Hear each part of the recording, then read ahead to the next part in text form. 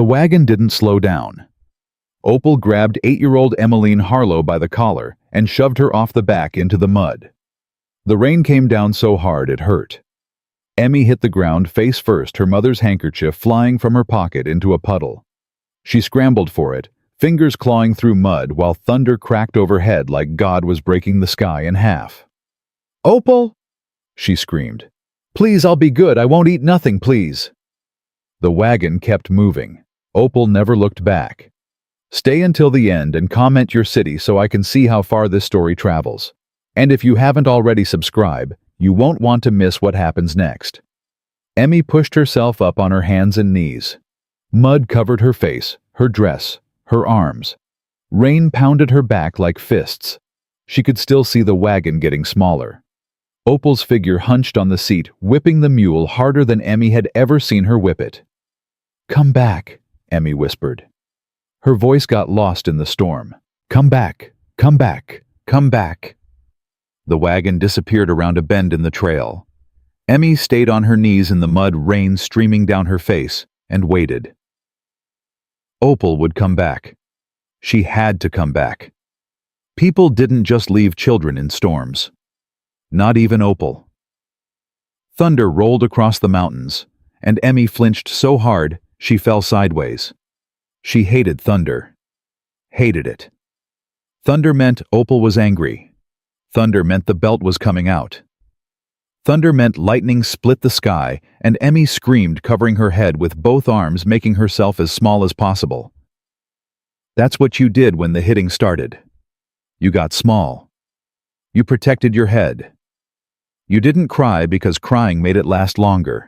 The thunder came again so loud it shook the ground, and Emmy pressed her face into the mud and sobbed. She didn't know how long she lay there. Time didn't work right when you were scared. Could have been minutes. Could have been hours. The rain kept coming cold now, summer rain that had started warm but turned mean as the storm deepened. Emmy's teeth started chattering. She lifted her head and looked around. Nothing but trail and trees and mountains, all of it gray and blurry through the rain. No wagon, no Opal, no anybody. "Mama," Emmy whispered to no one. "Mama, I'm scared." Mama had been dead 2 years. Sometimes Emmy forgot. Sometimes she woke up in the morning and reached for Mama's hand before she remembered there was no hand to reach for anymore. The handkerchief. Emmy's heart slammed against her ribs. She'd dropped Mama's handkerchief. The one Mama had been embroidering when the sickness took her. The one with the little flowers around the edge and the letter S that Mama never got to finish. Emmy crawled through the mud searching. Her hands were numb from cold. Her dress was so heavy with water she could barely move. But she kept searching, kept digging through puddles and muck because that handkerchief was all she had left. There, a flash of white in a puddle 3 feet away. Emmy grabbed it, pulled it to her chest, and held on. The fabric was soaked muddy, ruined maybe, but she had it. She still had it. "I found it, Mama," she said. "I didn't lose it." She tucked the handkerchief inside her dress, pressing it against her skin where the rain couldn't get to it. Then she tried to stand. Her legs wouldn't hold her. She went down on one knee, then both knees, then her hands. The cold had gotten into her bones. The shaking wouldn't stop. "Get up," she told herself. "Get up. You gotta get up." She'd learned to talk to herself after Mama died. It was the only way to make herself do hard things. Opal didn't talk to her except to yell, so Emmy talked to herself. Told herself to be strong. Told herself to keep going. Told herself the same things Mama used to tell her. "There's always a way, Emmy girl. God doesn't close a door without opening a window." But there weren't any doors out here. No windows either. Just rain and mud and mountains that looked like they went on forever. Emmy started crawling. She didn't know which direction to go. Didn't matter. She just had to move. If she stopped moving, she'd die. She knew that the way animals know things, not in her head, but in her belly. Stop moving. Stop breathing. That was how it worked. The trail was a river of mud. Emmy's hands sank in past her wrists with every movement. Her knees found every rock, every root, every sharp thing hiding under the brown water. She kept going. "One more," she whispered. "Just one more. One more. One more." She said it over and over like a prayer. One more crawl. One more breath. One more minute of not dying. The thunder came again, and Emmy pressed flat against the ground, eyes squeezed shut, hands over her ears. The storm was right on top of her now. She could feel it in her teeth, in her bones, in the way the air itself seemed to shake. When she opened her eyes, something had changed. She was at the edge of a drop-off. Not a big one, maybe 8 or 10 feet down to a creek that was running fast and angry with storm water, but she hadn't seen it coming. If she'd kept crawling another 3 feet, Emmy rolled onto her back and stared up at the gray sky. Rain fell directly into her face. She let it. "Okay, Mama," she said. "I hear you. I'll be careful." She crawled along the edge of the drop-off, looking for a way down or around. The creek would have water she could drink if the rain stopped, but getting to it without falling was going to be. Her hand slipped. Emmy went over the edge with a scream that got lost in the thunder. She hit the slope hard, rolled, grabbed at roots and rocks, felt things scrape and tear, and then she hit bottom with a splash that knocked the wind out of her. She lay in 6 inches of rushing water, staring up at the edge she'd fallen from. Her whole body hurt. Her arm was bleeding, but she was alive. "Okay," she said. "Okay. That's okay. I'm okay." She wasn't okay. She knew she wasn't okay. But saying it made it feel more possible. Emmy crawled to the edge of the creek out of the main current and propped herself against a rock. The rain was starting to ease a little, not stopping but slowing down. She could see farther now, see the shape of the valley, the mountains rising up on both sides. She was so cold. Her dress was plastered to her skin. Her hair hung in her face like wet rope. Her hands were blue at the fingertips. And she couldn't stop shaking, not even when she wrapped her arms around herself and squeezed as hard as she could. "I'm going to die out here," she said. The words came out flat and simple, like she was talking about someone else. Maybe she was. Maybe the Emmy who would die out here was a different Emmy than the one who was talking. Mama said there's always a way. But Mama had been wrong about some things. Mama had said Papa would always take care of them, and then Papa had died in the mine. Mama had said Opal would be kind to Emmy, and then Mama had died and Opal had gotten mean. Maybe Mama had been wrong about the window too.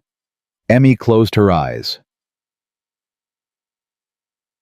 8 miles east and 600 feet up, Caleb Jeremiah Stone cursed the storm and the cattle and the whole damn territory of Wyoming. "Get 'em moving!" he shouted to Jed Walker, who was barely visible through the rain, a dark shape on a dark horse, pushing 24 spooked heifers toward the upper pasture. "We lose any more to the creek, I'm taking it out of your hide." "My hide's worth more than those heifers," Jed shouted back. "And you couldn't afford it anyway." Caleb almost smiled. Almost.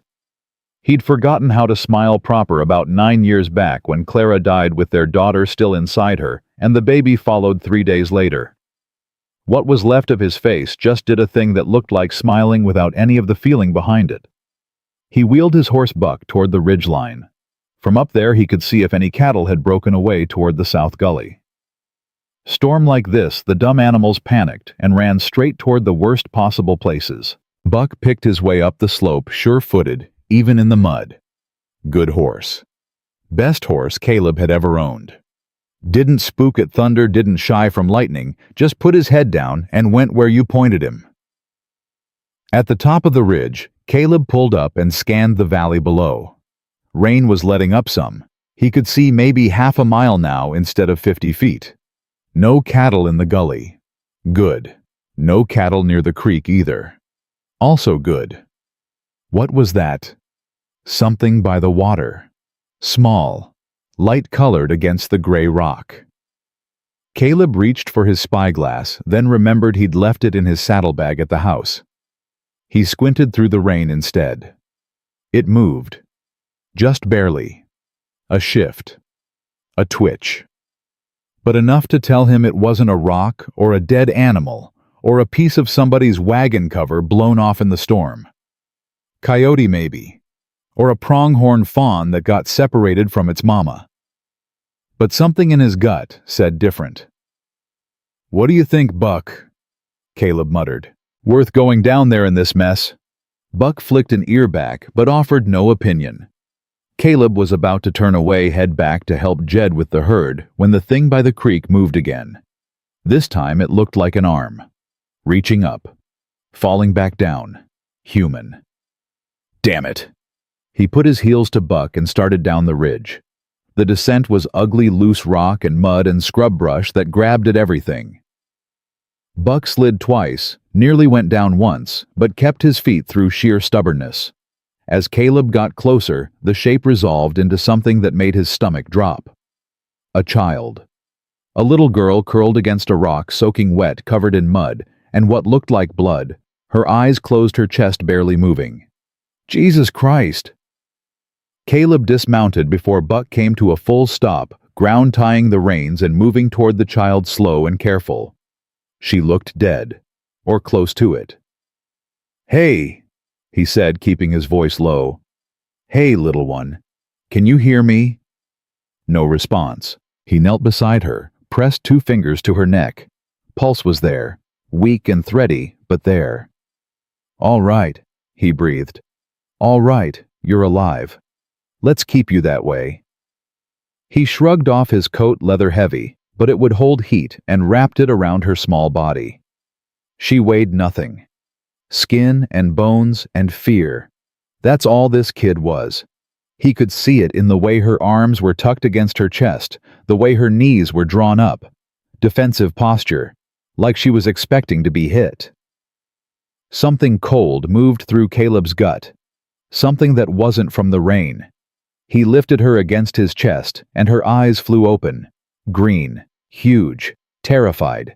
She fought. Not like a child fights weak and flailing.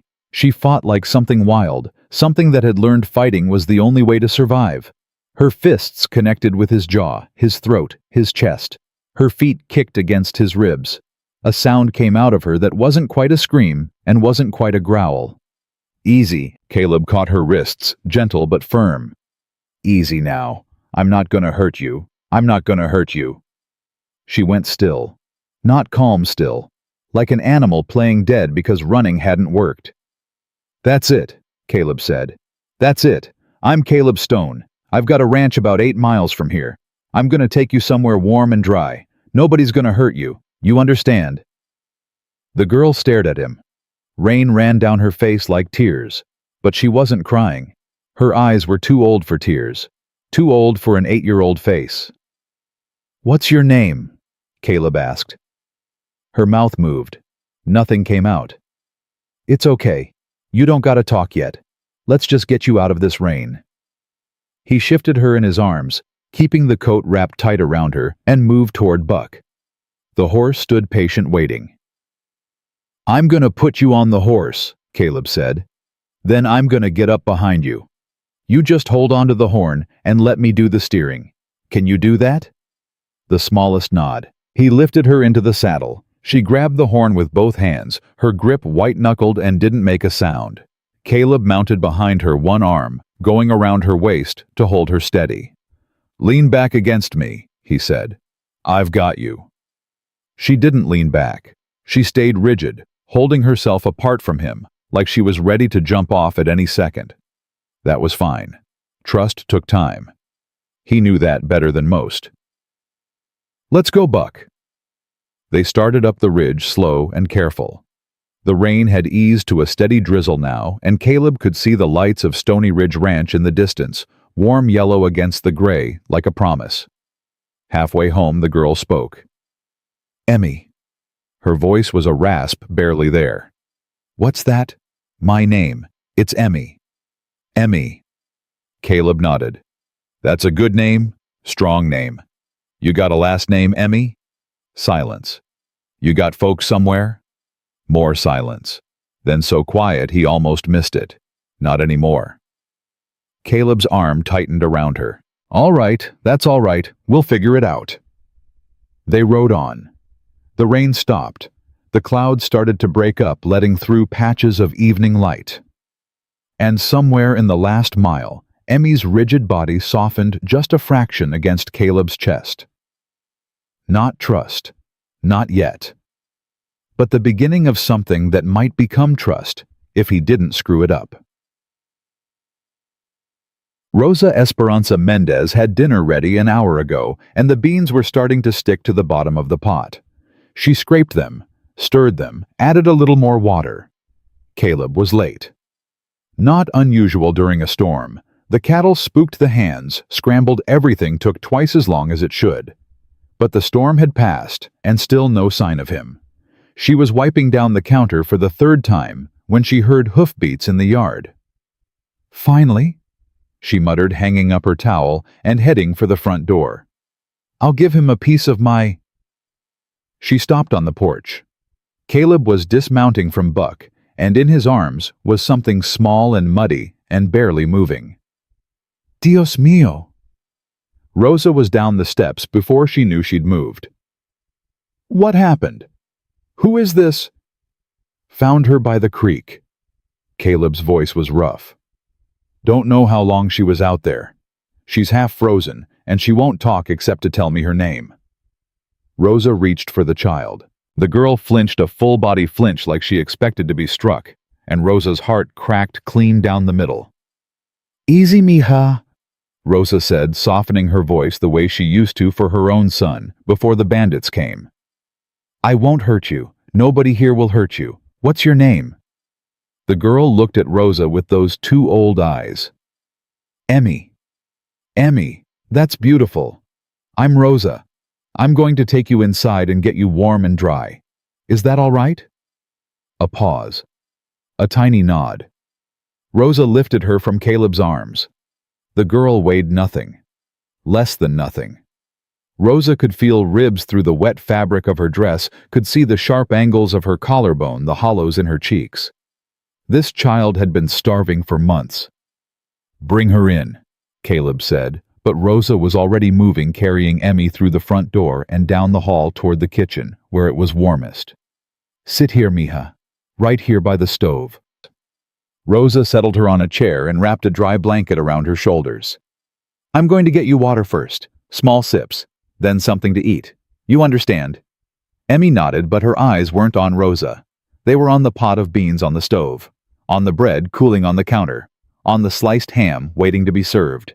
Rosa had seen that look before. Hungry, desperate, afraid the food would disappear.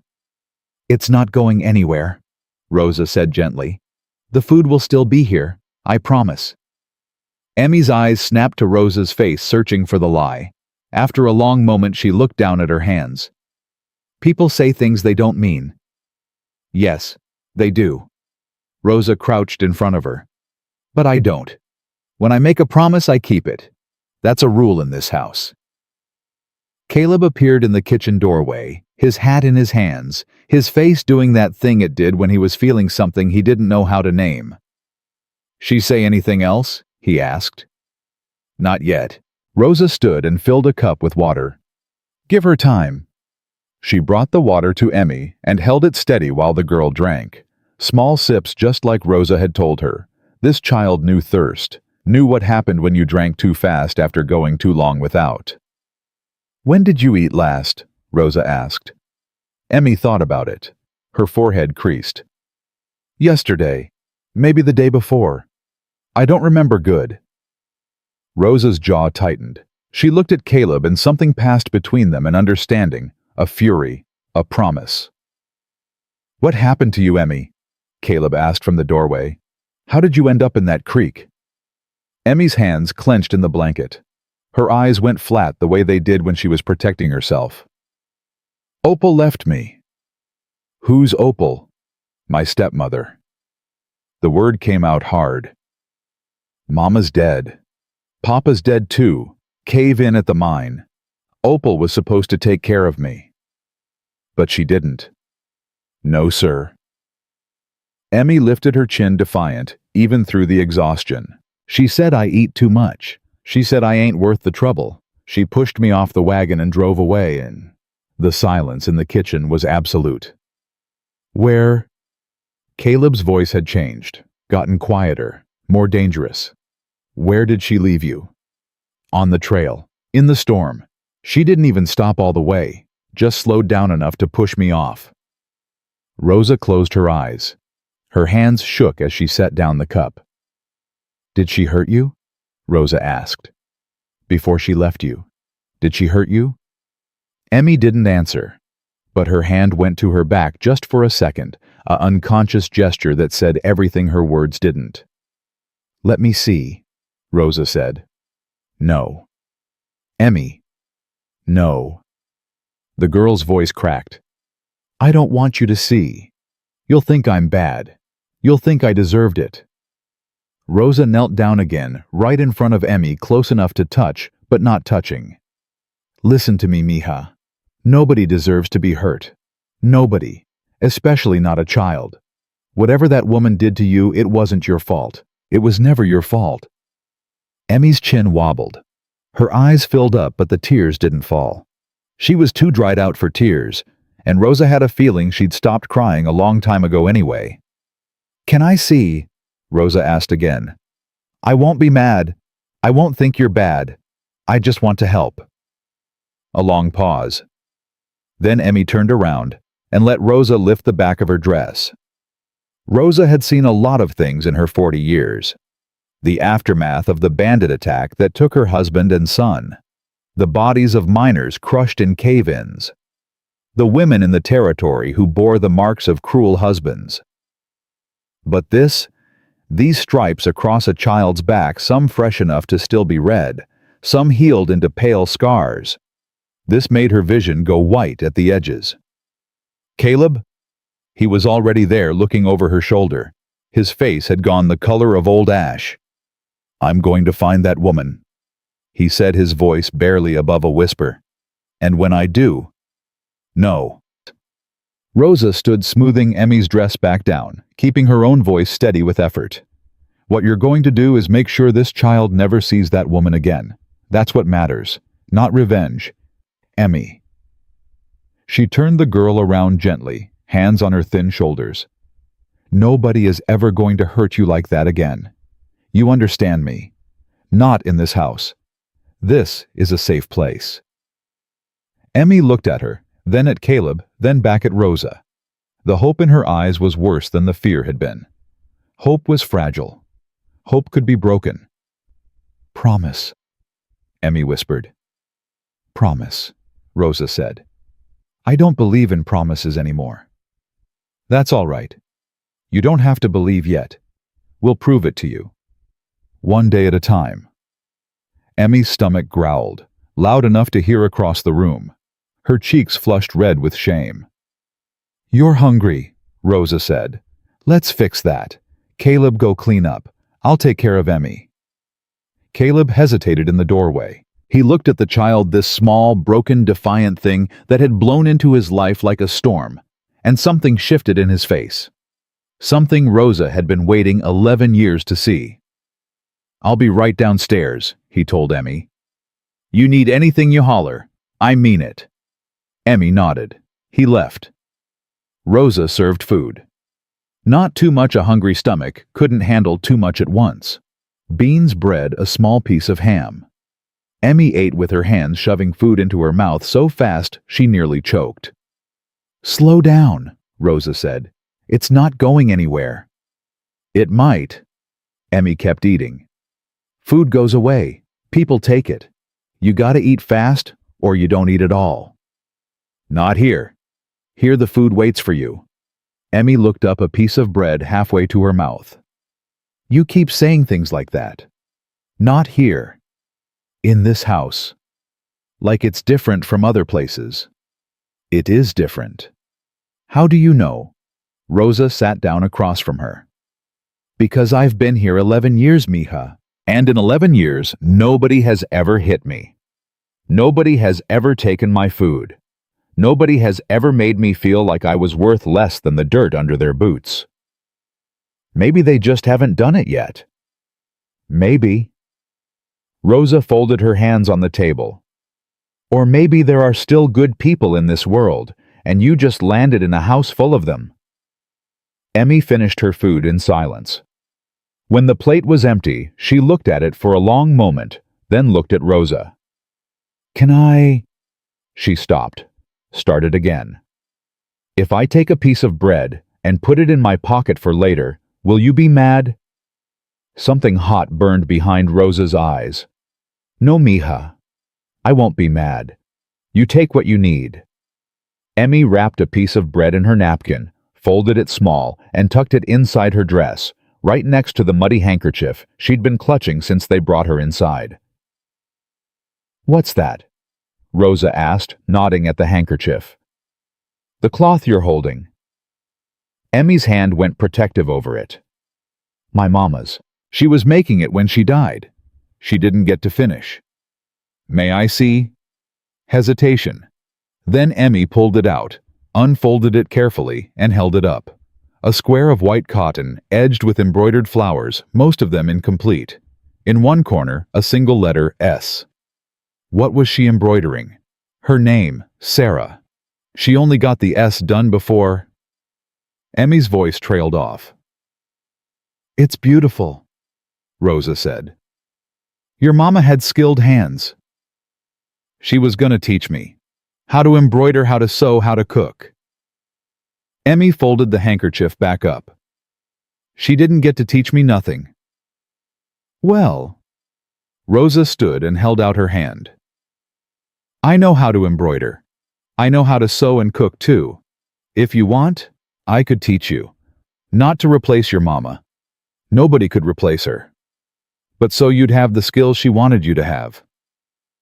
Emmy stared at Rosa's outstretched hand. She didn't take it. Why would you do that? She asked. You don't know me.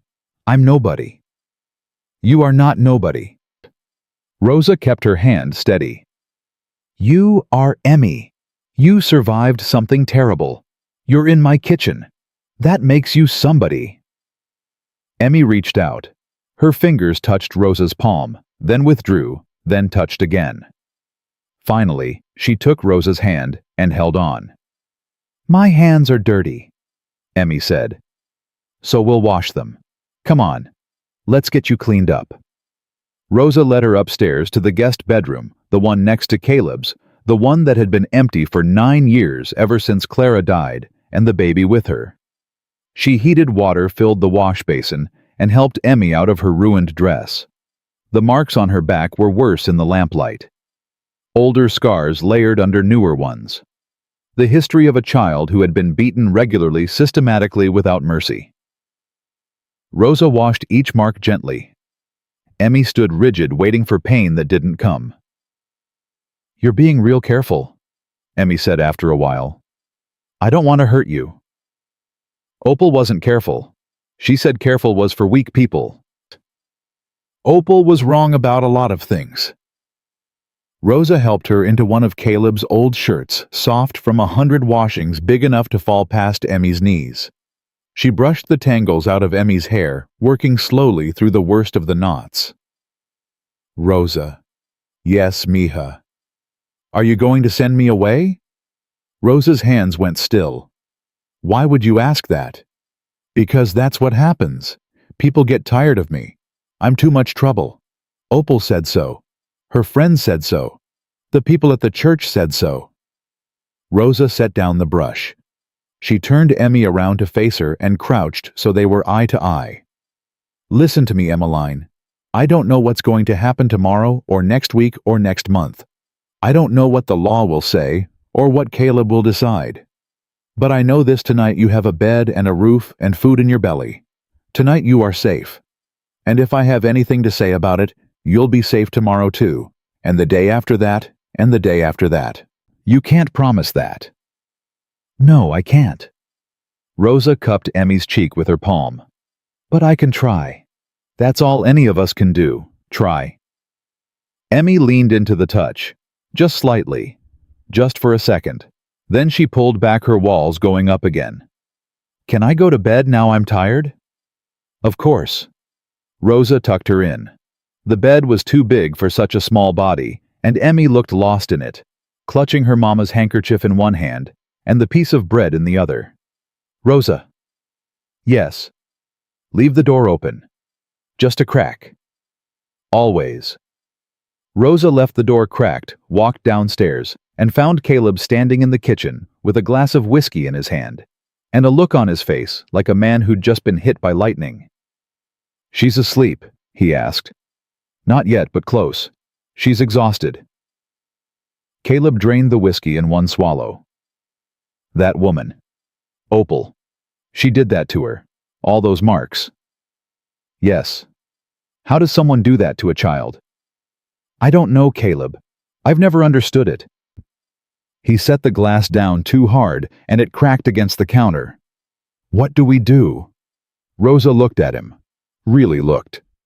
Saw the man who'd been dead inside for 9 years starting to feel something again, saw the confusion and anger, and something else underneath it all.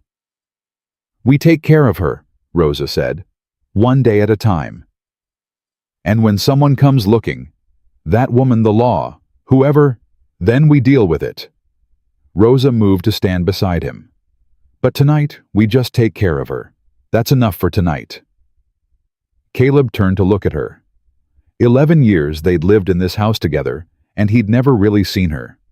Not the way a man sees a woman.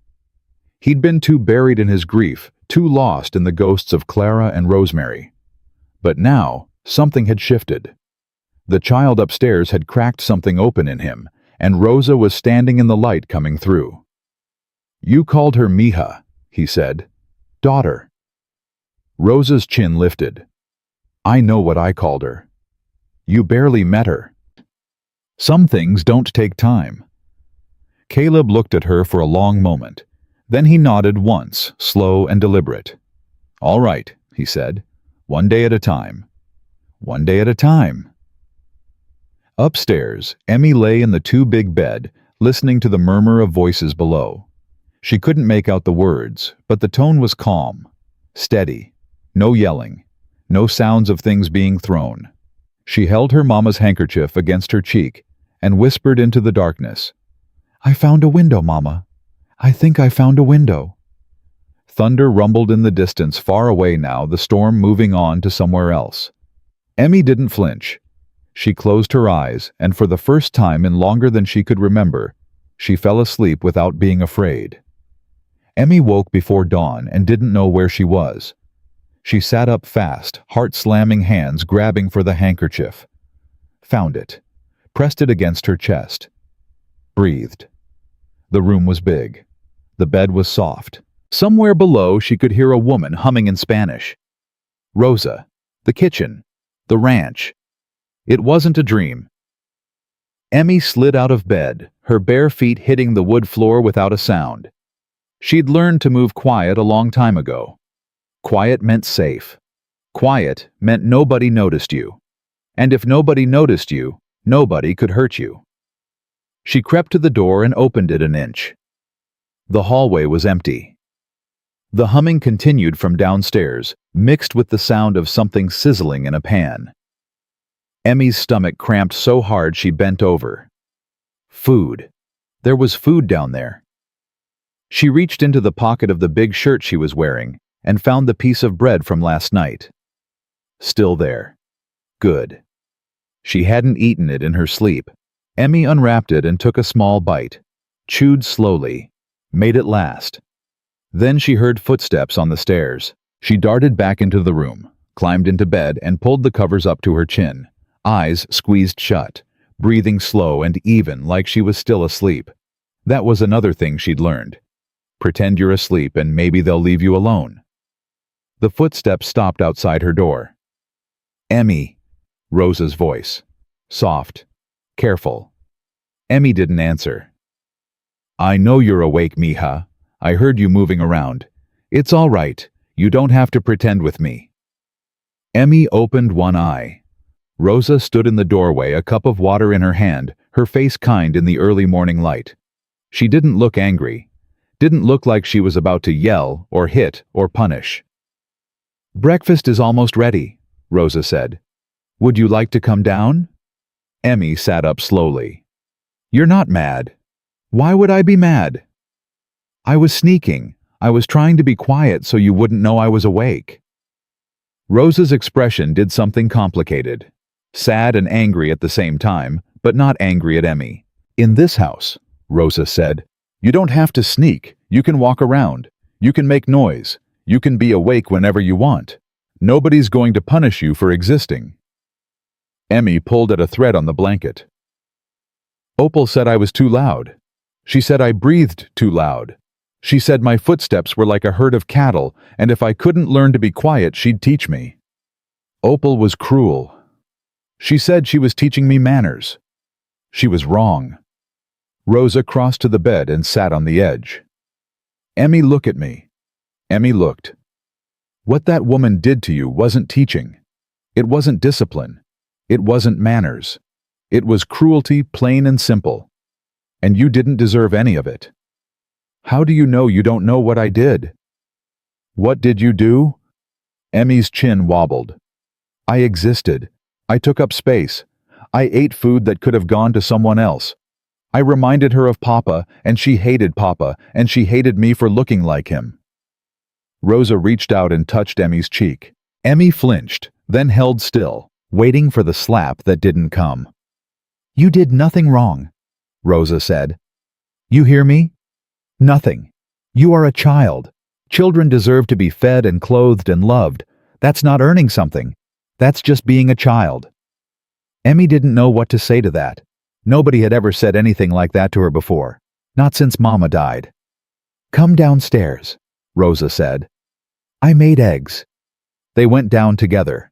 Emmy 3 steps behind Rosa, watching for danger, ready to run. The kitchen was warm, and it smelled like bacon and coffee, and something sweet. Caleb was already at the table, a cup of coffee in his hand, his hair still wet from washing. He looked up when Emmy came in, and his face did that almost smile thing.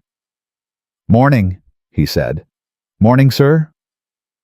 You can call me Caleb, or Mr. Stone if that feels better, but you don't have to call me sir. I'm not that formal. Emmy stood in the doorway, not sure where to go, not sure what to do. At Opal's, she ate standing up in the corner after everyone else was done, whatever scraps were left. Sit down, mija. Rosa pulled out a chair. Right here. Emmy sat.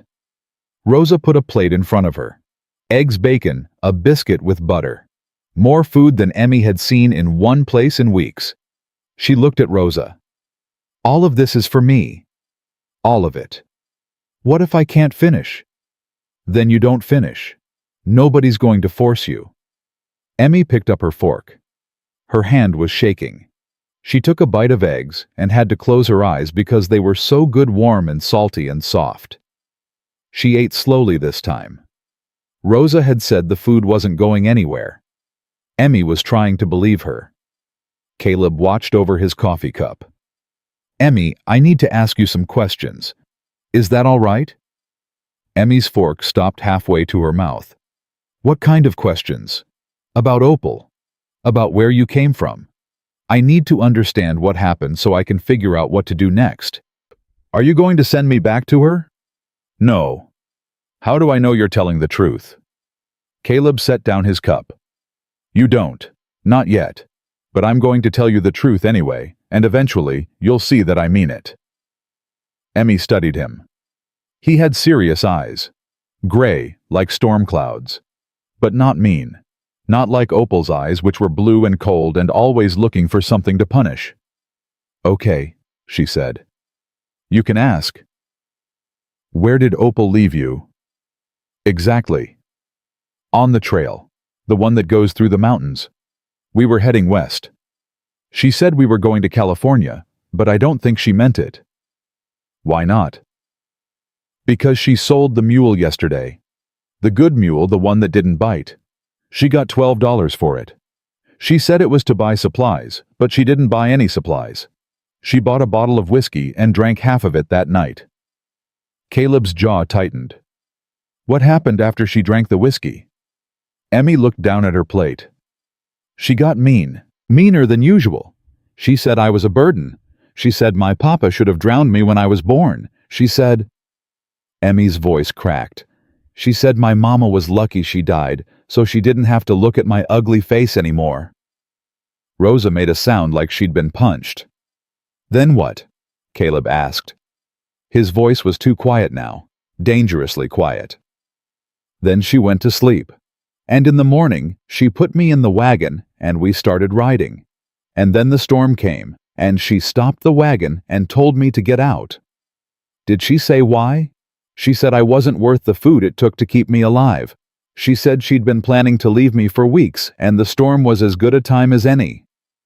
Emmy's hand went to her pocket, checking for the handkerchief. Still there. She said nobody would find my body. She said by the time the storm passed, the animals would have taken care of me. The silence in the kitchen was absolute. Caleb stood up so fast his chair scraped against the floor. He walked to the window and stood with his back to them, his hands gripping the frame. Caleb. Rosa's voice was a warning. I heard you. Whatever you're thinking. I'm thinking that woman tried to murder a child. Caleb turned around. His face was carved from stone. I'm thinking she left an 8-year-old girl in a thunderstorm to die alone. I'm thinking, I know what you're thinking, and you can't. Why not? Because Emmy needs you here, not in jail, not hanged for killing a woman who deserves killing, here. Emmy watched them argue over her. It was strange being argued about like she mattered. Opal never argued about her. Opal just decided things and did them. I'm not going to kill her, Caleb said finally. But I'm not going to let her get away with it either. Nobody's saying let her get away with it. I'm saying be smart about it. Rosa. Caleb. They stared at each other for a long moment. Something passed between them that Emmy didn't understand. Some kind of silent conversation that grown-ups had sometimes. Caleb sat back down. He picked up his coffee cup and drained it in one swallow. Emmy, he said, I'm sorry you had to see that. I shouldn't have. It's okay, Emmy said. I'm used to people being angry. I wasn't angry at you. I know. She took another bite of eggs. You were angry for me. That's different. Caleb looked at her like she'd said something that surprised him. Yeah, it is different. Papa used to get angry for me sometimes, before he married Opal. When the boys in town would throw rocks at me because I didn't have nice clothes, he'd chase them off and then he'd sit with me and say, Emmy girl, don't let them make you small. Smart man. He was. He just made bad choices sometimes. Emmy pushed her eggs around on her plate. Marrying Opal was a bad choice. Why did he marry her? He was lonely. After Mama died, he didn't know how to take care of a house by himself. He said we needed a woman's touch. Emmy's voice went bitter. Opal's touch wasn't what he meant. Rosa sat down across from her. Did your papa know what she did to you? Some of it, not all. She was careful when he was around. But sometimes he'd see a bruise and ask, and she'd say I fell down, or I got in a fight, or I did it to myself to get attention. Emmy shrugged. He believed her. He wanted to believe her. It was easier than believing the woman he married was hurting his daughter. Emmy. It's okay. I'm not mad at him. He was just sad and tired, and he wanted things to be good so bad that he convinced himself they were. Rosa reached across the table and took Emmy's hand. You are very wise for 8 years old. I'm not wise. I just pay attention. When you're small and people can hurt you, you learn to pay attention real fast.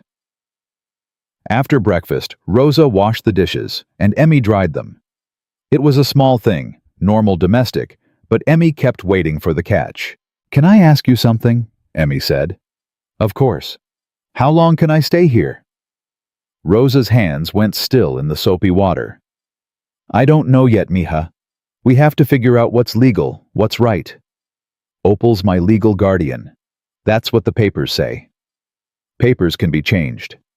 Can they? Sometimes, if someone's willing to fight for it. Emmy dried a plate, slowly running the towel over it again and again.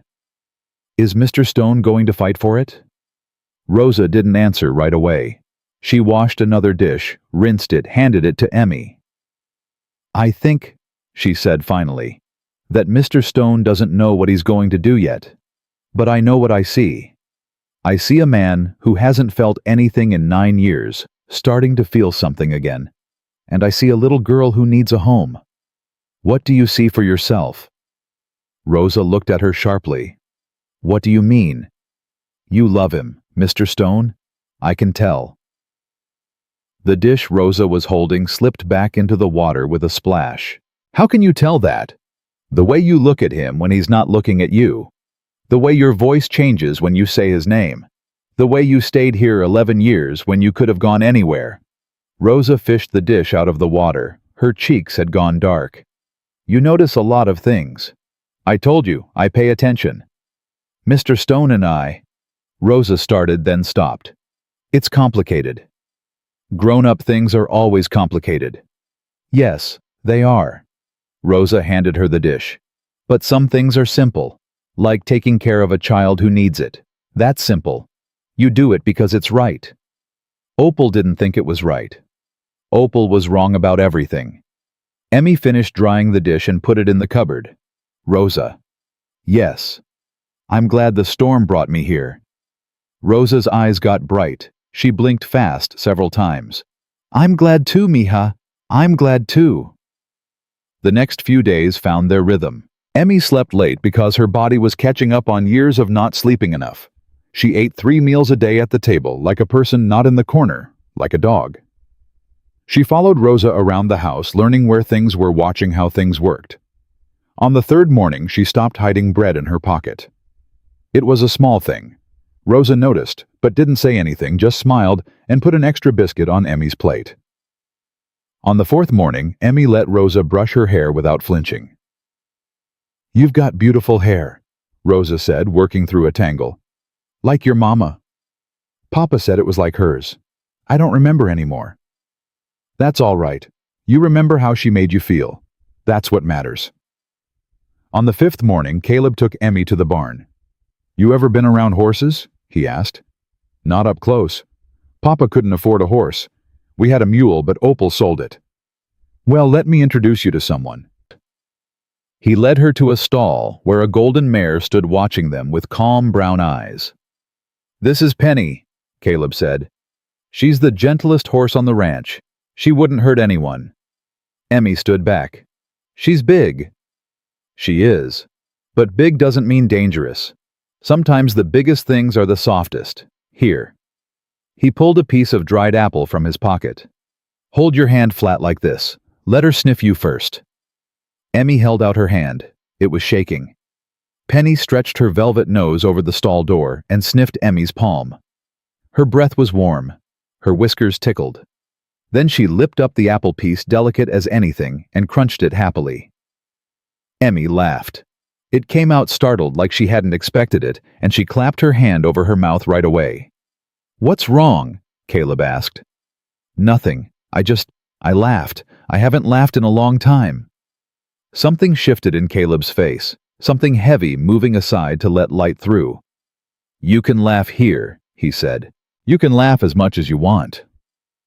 Opal said laughing was for people who didn't have enough work to do. Opal was wrong about everything. "I know. Rosa says it too." Caleb almost smiled. Really smiled, not the fake one he usually did. "Well, Rosa's usually right. Don't tell her I said that." "I won't." Emmy reached out and touched Penny's nose. The mare stood patient, breathing soft. "She likes me. She's got good taste. Can I come back and see her?" "Anytime you want. Penny could use a friend. She's been lonely." Emmy stroked the mare's face. "I know what that's like." On the 7th day, Jedediah Walker finally met her properly. He came into the kitchen during lunch, limping on his bad leg hat in his hand, looking like he'd rather be anywhere else. "Boss said there's a kid," he said to Rosa. "Said I should introduce myself proper." Rosa nodded toward Emmy. "Jed, this is Emmy. Emmy, this is Jed Walker. He's the foreman here. He runs the ranch hands." Jed studied Emmy with sharp eyes.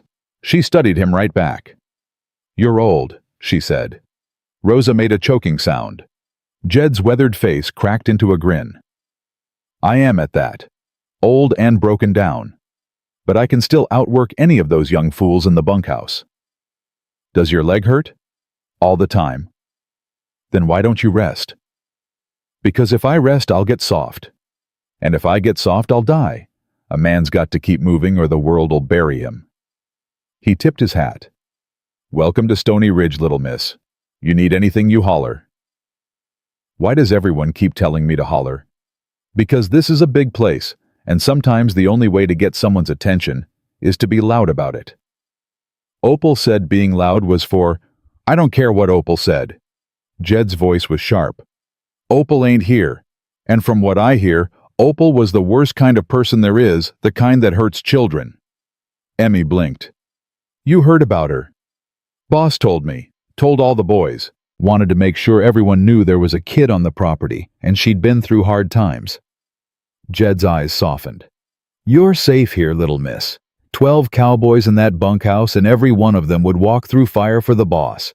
That means they'd walk through fire for you too. Emmy didn't know what to say. She wasn't used to people wanting to protect her. Wasn't used to people thinking she was worth protecting. Thank you, Mr. Walker. Jed, just Jed. Thank you, Jed. He nodded once and limped back out to the yard. That night, Emmy couldn't sleep. She lay in bed staring at the ceiling, listening to the silence of a house that wasn't waiting to hurt her. It was strange, that silence. Almost unnatural. At Opal's, there was always noise. Opal banging around drunk and angry. The creak of floorboards that meant Opal was coming. The sound of a belt being pulled through loops. Here, there was just quiet. Emmy slipped out of bed and crept downstairs. Not sneaking. She was trying not to sneak anymore, just moving quiet, because that was how she knew how to move. There was a light on in Caleb's study. She peeked around the doorframe. Caleb was at his desk, staring at something in his hand. His face was soft in a way Emmy had never seen it, soft and sad and far away. Mr. Stone. He jumped. The thing in his hand disappeared into his pocket fast. Emmy, what are you doing up? Couldn't sleep. She stepped into the room. What were you looking at? Nothing. Just nothing. But Emmy had already seen. It was baby shoes, tiny ones. Caleb's face closed down. For a moment she thought he was going to send her away back to bed, back to the room where she wasn't supposed to ask questions. Then his shoulders dropped. They were my daughters, he said. My wife made them when she was pregnant. She never got to see our baby wear them. Emmy moved closer. What happened? Clara. My wife.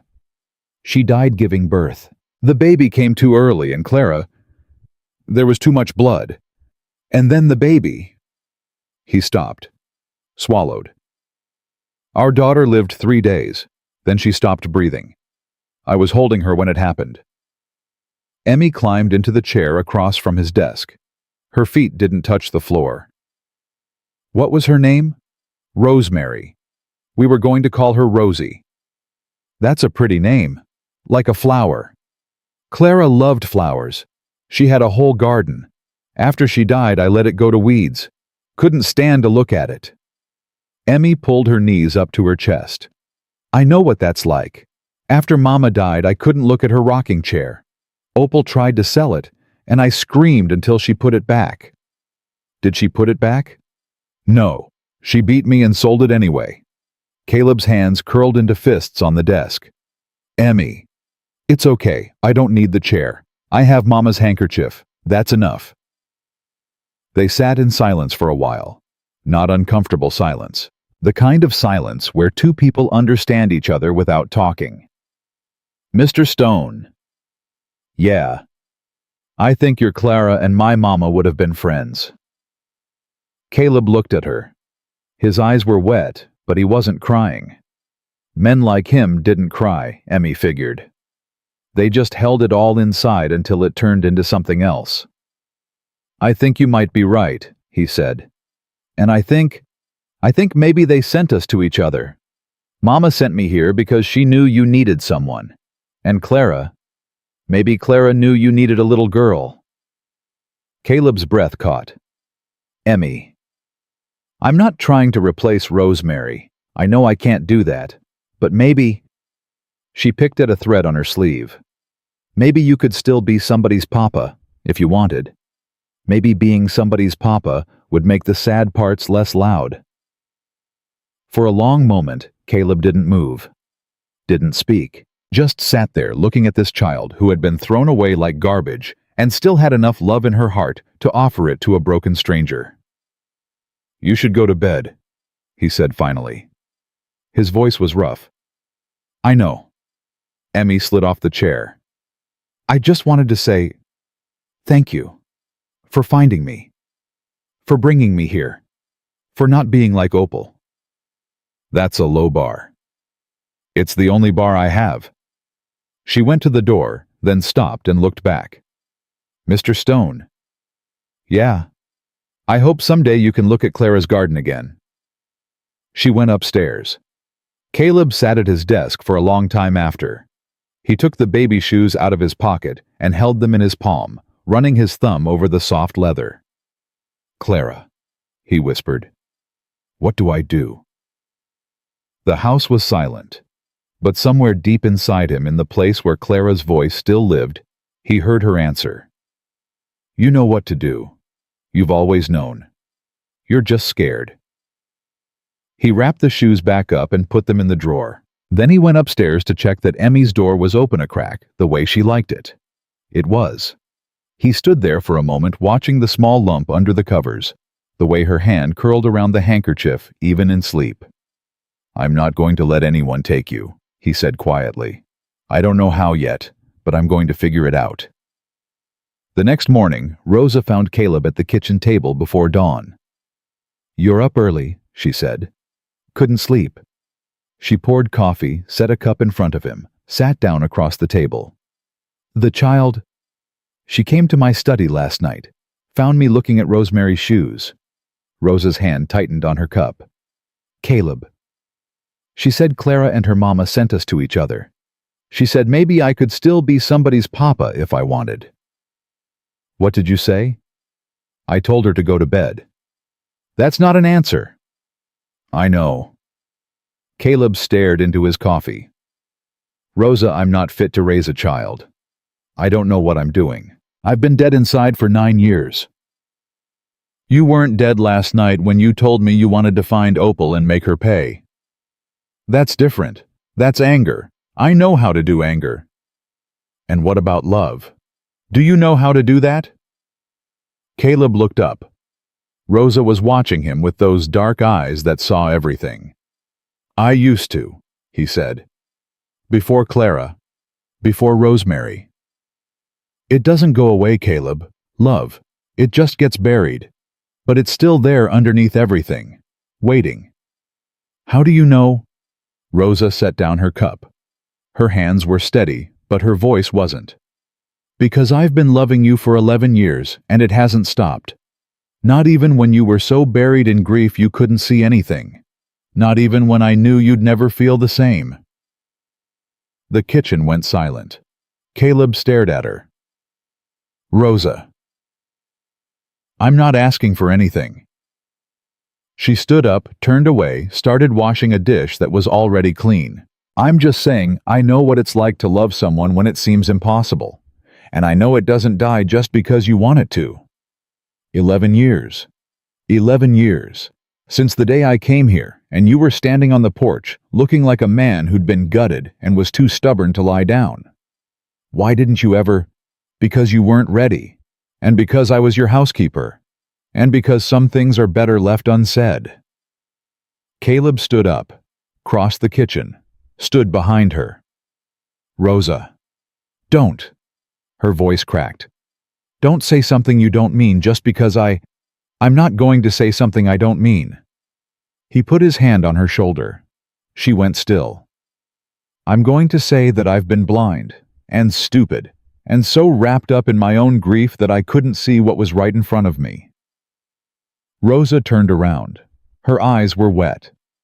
What are you saying, Caleb? I'm saying I don't know what I feel yet. But I'm feeling something. For the first time in 9 years, I'm feeling something. And you're part of that. You and Emmy. This house that was dead is starting to live again. That's not the same as... I know it's not the same as what you feel, but it's a start. He touched her face gentle as he'd touch a frightened animal. If you're willing to give me time. Rosa laughed, a wet sound halfway between crying and relief. I've already given you 11 years. What's a few more? I don't deserve you. No, you don't. She wiped her eyes with the back of her hand. But you're stuck with me anyway. From the doorway, a small voice said, Does this mean you're going to be my mama now? They both spun around. Emmy stood there in her too big shirt, her hair tangled from sleep, her eyes wide and hopeful and terrified all at once. How much did you hear? Rosa asked. Enough. Emmy looked between them. You love each other, I could already tell, but now you both know it. It's not that simple, mija. Why not Mr. Stone needs somebody to love? You need somebody to love you. I need people to take care of me. It's math. Caleb made a sound that might have been a laugh. Math. Mama used to say love is just math. You add up all the good things and subtract the bad things, and if you end up with more good than bad, you stay. She said that's why she stayed with Papa, even when he made bad choices, because the good outweighed the bad. Rosa crouched down to Emmy's level. And what about us? Do the good things outweigh the bad? Emmy considered this seriously. There's been more good in the last week than in the whole last 2 years. So yes, the math is very good. Then maybe, Rosa said slowly, maybe we can be a family. Not right away, not officially, but maybe we can try. What about Opal? She's still my legal guardian. We'll figure it out. How? Rosa looked up at Caleb. He looked back at her. I don't know yet, Caleb said. But I know someone who might. There's a lawyer in Cheyenne, Bartholomew Quinn. He's the meanest son of a gun who ever passed the bar, and he owes me a favor. What kind of favor? I saved his life in a blizzard 10 years back, pulled him out of a snowbank when he was half frozen. He said if I ever needed anything, he'd move heaven and earth. Do you think he can help? Caleb's jaw set. I think he better. Because nobody's taking Emmy away from this house. Not Opal. Not the law. Not anyone. Emmy's chin wobbled. You mean it? I mean it. She crossed the kitchen and threw her arms around Caleb's waist, pressing her face against his shirt. For a moment he stood frozen. Then slowly his arms came down around her. He held her the way a man holds something precious and breakable. I've got you, he said. We've both got you. Rosa put her hand on Emmy's back, completing the circle. 3 broken people standing in a kitchen at dawn, holding on to each other like they were afraid the world would tear them apart. Outside, the sun came up over the mountains, painting everything gold. But none of them were looking at the sunrise. They were too busy becoming a family. 2 weeks of peace. That's what they got. 2 weeks of Emmy learning to ride Penny in the round pen. 2 weeks of Rosa teaching her to embroider, finishing the flowers her mama had started. 2 weeks of Caleb reading stories by the fire while Emmy fell asleep on the parlor floor. 2 weeks of something that felt like family.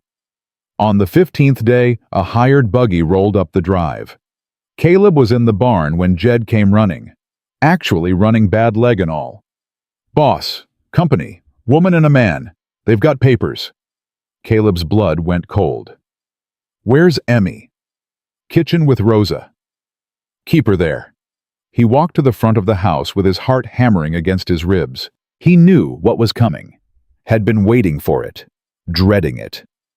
The buggy had stopped. A woman climbed down first. Blonde, sharp-featured, pretty, in a way that had started to sour.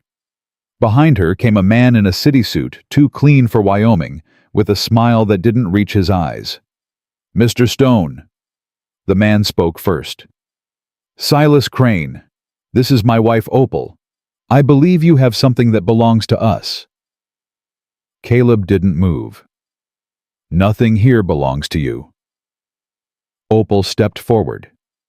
She'd put on a different face, soft, worried, maternal. The performance was good enough for a stage. Mr. Stone, I'm Emmy's stepmother. I've been worried sick about her. She wandered off during our journey, and I've been searching ever since. She didn't wander. You threw her off a moving wagon and left her to die. That's not true. Opal produced a handkerchief and dabbed at dry eyes. She was a difficult child, always running off. I turned my back for one moment. Save it. Caleb's voice was flat. I've seen the marks on her back. I know what you did. Silas's smile tightened. Mr. Stone, let's not make this unpleasant. We have a legal right to that child. Opal is her guardian widow of her late father. We've retained counsel and filed with the territorial court. I don't care what you filed. You should care. Silas pulled a sheaf of papers from his coat. We have documentation, Opal's guardianship papers, a petition filed with the Children's Aid Society, and a letter from a judge in Nebraska affirming Opal's rights as next of kin. Caleb took the papers. His hands were steady, but his stomach wasn't. The documents looked official, stamped signatures, legal language, all of it proper and binding. These don't mean anything. They mean everything, Mr. Stone. The law is on our side. Papa. The voice came from behind him, small, shaking. Emmy stood on the porch. Rosa's hand on her shoulder. Her face was white as milk. Opal turned toward the sound. Her mask shifted, something ugly flickering underneath. Emmy, sweetheart, it's me. Don't you want to come home? Emmy backed up so fast she hit the door frame. No. No, don't touch me. Don't come near me. Emmy, darling. You left me. You threw me in the mud and drove away. You said I was dead to you. You said you wished Papa never had me. She's confused. Silas's voice was smooth as oil. Children often fabricate stories when they've been separated from their guardians. She's not fabricating a damn thing. Caleb stepped between them and the porch. And you know it. Mr. Stone, I'm trying to be civil. We could have come with a sheriff. We didn't. Then you made a mistake. Rosa's arm tightened around Emmy. This child has marks on her body from that woman's hand. She was starved, beaten, and abandoned. Allegations. Silas shrugged. Unsubstantiated. I have a doctor who examined her. I have witnesses who found her half dead on the prairie. And I have Emmy's own testimony. A child's word against an adult's. Silas's smile never wavered. Courts know how unreliable children can be. Emmy's voice came out stronger now. I'm not lying. I'm not. She hurt me. She always hurt me. And she left me to die because she didn't want to feed me anymore. Opal flinched, just for a second. Then the mask was back. Emmy, sweetie, you're confused. The trauma. I'm not confused. Emmy pulled away from Rosa and came down the porch steps. Her whole body was shaking, but her voice was steady. You beat me with a belt when I spilled water.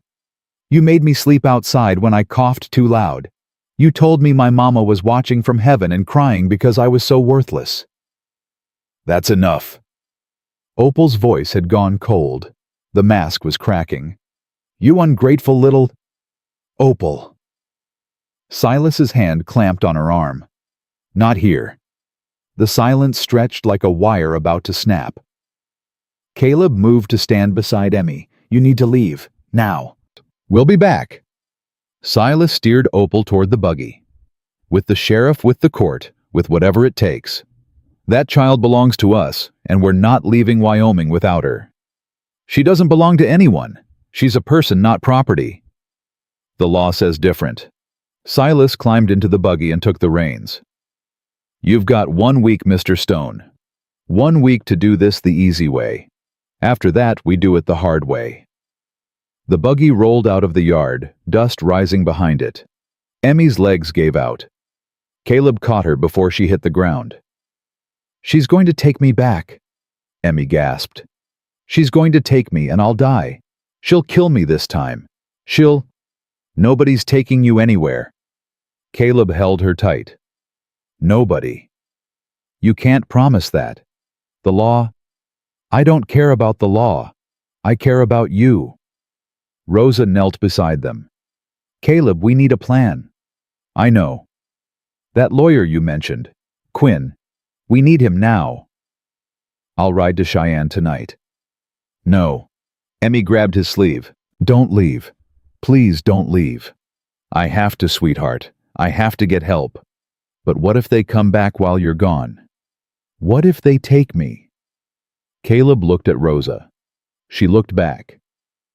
They won't get past me, Rosa said. I've got the shotgun, and I've got Jed, and I've got 12 cowboys who'd die before they let anyone hurt this family. You swear? I swear, mija, on my life. Emmy looked between them. Her chin was wobbling, but she wasn't crying. She'd spent all her tears years ago. Okay, she whispered. Okay, but come back fast. I'll be back before you know it. Caleb rode out within the hour, pushing Buck harder than he should have. Behind him, Rosa locked every door and loaded the shotgun and sat in a chair outside Emmy's bedroom. She didn't sleep. Neither did Emmy, who lay in bed clutching her mother's handkerchief and whispering to it. She found me, Mama. I knew she would. She always finds me. Mija, Rosa's voice came through the cracked door. You're not alone this time. But what if the law says she can have me? Then we fight the law. You can't fight the law. Watch me. Emmy rolled over and pressed her face into the pillow. Rosa. Yes. If they take me, if they make me go back, I won't survive this time. I know I won't. Then we make sure they don't take you. How?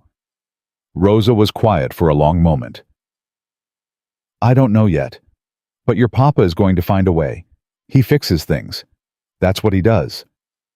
He can't fix everything. No, but he'll die trying. In Cheyenne, Caleb pounded on Bartholomew Quinn's door at 3 a.m. Quinn answered in his nightshirt holding a derringer. He was a small man with sharp eyes and a reputation that made bigger men nervous.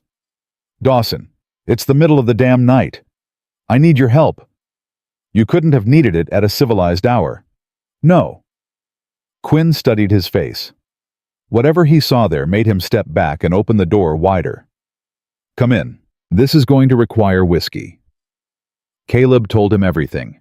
The storm, finding Emmy, the marks on her back, Opal and Silas showing up with their papers and their threats. Quinn listened without interrupting. When Caleb finished, he sat back and steepled his fingers. The mining claim, Quinn said. That's the angle. What mining claim? You said the girl's father died in a mine collapse. Did he own the claim? I don't know. Emmy never mentioned. Find out. If her father owned that claim, Emmy inherited it. And if the railroad's buying up claims in that region for right-of-way... Quinn's eyes gleamed. A worthless mine could be worth a fortune if it's sitting on the rail line's path. You think that's why they want her? I think Silas Crane is a con man. I've heard his name before. He finds widows with minor children, marries them, uses the children to access property, then disappears with the money. Caleb's hands curled into fists. Son of a... Indeed. Quinn stood and crossed to his desk. Here's what we do. I file for emergency custody. I subpoena Opal's background, Crane's background, and any witnesses from that wagon train. We get a doctor's report on Emmy's injuries into the official record before they can spin their lies. How long? 2 weeks to get before a judge. Maybe less if I push. They gave me 1 week. Then I'll push hard. Quinn pulled out a stack of papers. Go home, Stone. Hug that little girl. Let me handle the legal side. And if they show up before the hearing, then you stall. You're a rancher.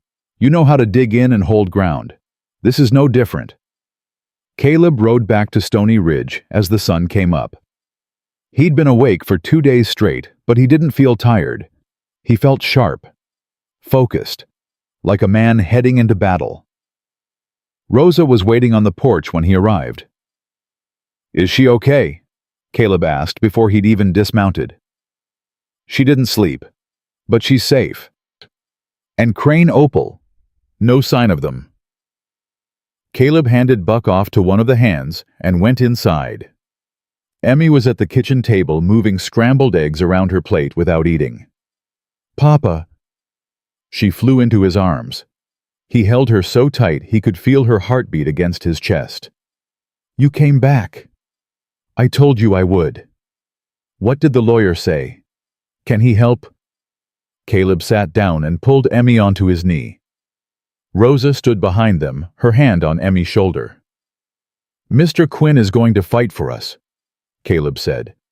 "He's filing papers with the court.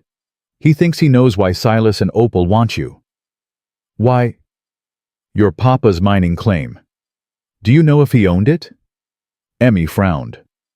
"Papa said the mine was his. He said it never made much money, but it was ours. He was going to leave it to me when I got older." "Did he have papers? Documents?"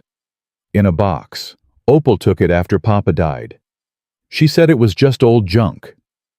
Caleb looked at Rosa. "It wasn't junk. If Quinn's right, that claim could be worth thousands. The railroad's buying up land in that area." "So they want Emmy for the money," Rosa said. "Not because they care about her." "They never cared about me." Emmy's voice was flat. "Opal told me I was a burden from the day she married Papa. She said if it wasn't for me, she could have had a real life. She's a monster. She's scared." Emmy said it quietly, like she was thinking out loud. "She's always been scared. Of being poor, of being alone, of ending up like her mama who died in a charity ward. She told me once when she was drunk. She said she'd do anything to never be poor again." "That doesn't excuse what she did to you." "I know. I'm just saying. She's not evil like Silas. She's just weak and scared, and she made bad choices because she didn't know how to make good ones." Rosa crouched down. "How do you know so much about people, mija? You're 8 years old." "I pay attention. When you're small and people can hurt you, you learn to understand them. It's safer than not understanding." The week passed like a slow fever. Every day Caleb expected Silas and Opal to return with the sheriff. Every day they didn't. Quinn sent word that he was making progress. He'd found the wagon master who'd led the train Emmy was on. A man named Caleb Henshaw, who was willing to testify about Opal's treatment of Emmy. He'd also found criminal records on Silas Crane, 3 warrants in Dakota Territory for fraud. "We've got them," Quinn wrote. "Just need to get before a judge." On the 6th day, the Children's Aid Society sent an evaluator. Her name was Miss Adelaide Foster. She was young, maybe 30, with sharp eyes behind wire spectacles, and a manner that was brisk but not unkind. She spent 3 hours at the ranch, inspected every room, watched Emmy eat lunch, observed Rosa teaching Emmy to read at the kitchen table, sat on the corral fence while Emmy rode Penny. Then she asked to speak with Emmy alone. Caleb nearly refused. Rosa had to grip his arm hard enough to leave marks. "She needs to hear Emmy without us hovering," Rosa whispered.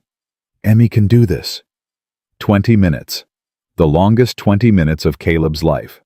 When the door opened, Emmy came out first. Her eyes were red, but her jaw was set. "I told her everything," Emmy said. "About Opal, about the wagon, about you finding me. I told her about the biscuits." "What biscuits?" "How I used to hide them in my pillowcase because I was afraid there wouldn't be food. And how I don't do that anymore because Rosa promised the food would always be there." Miss Foster emerged behind Emmy.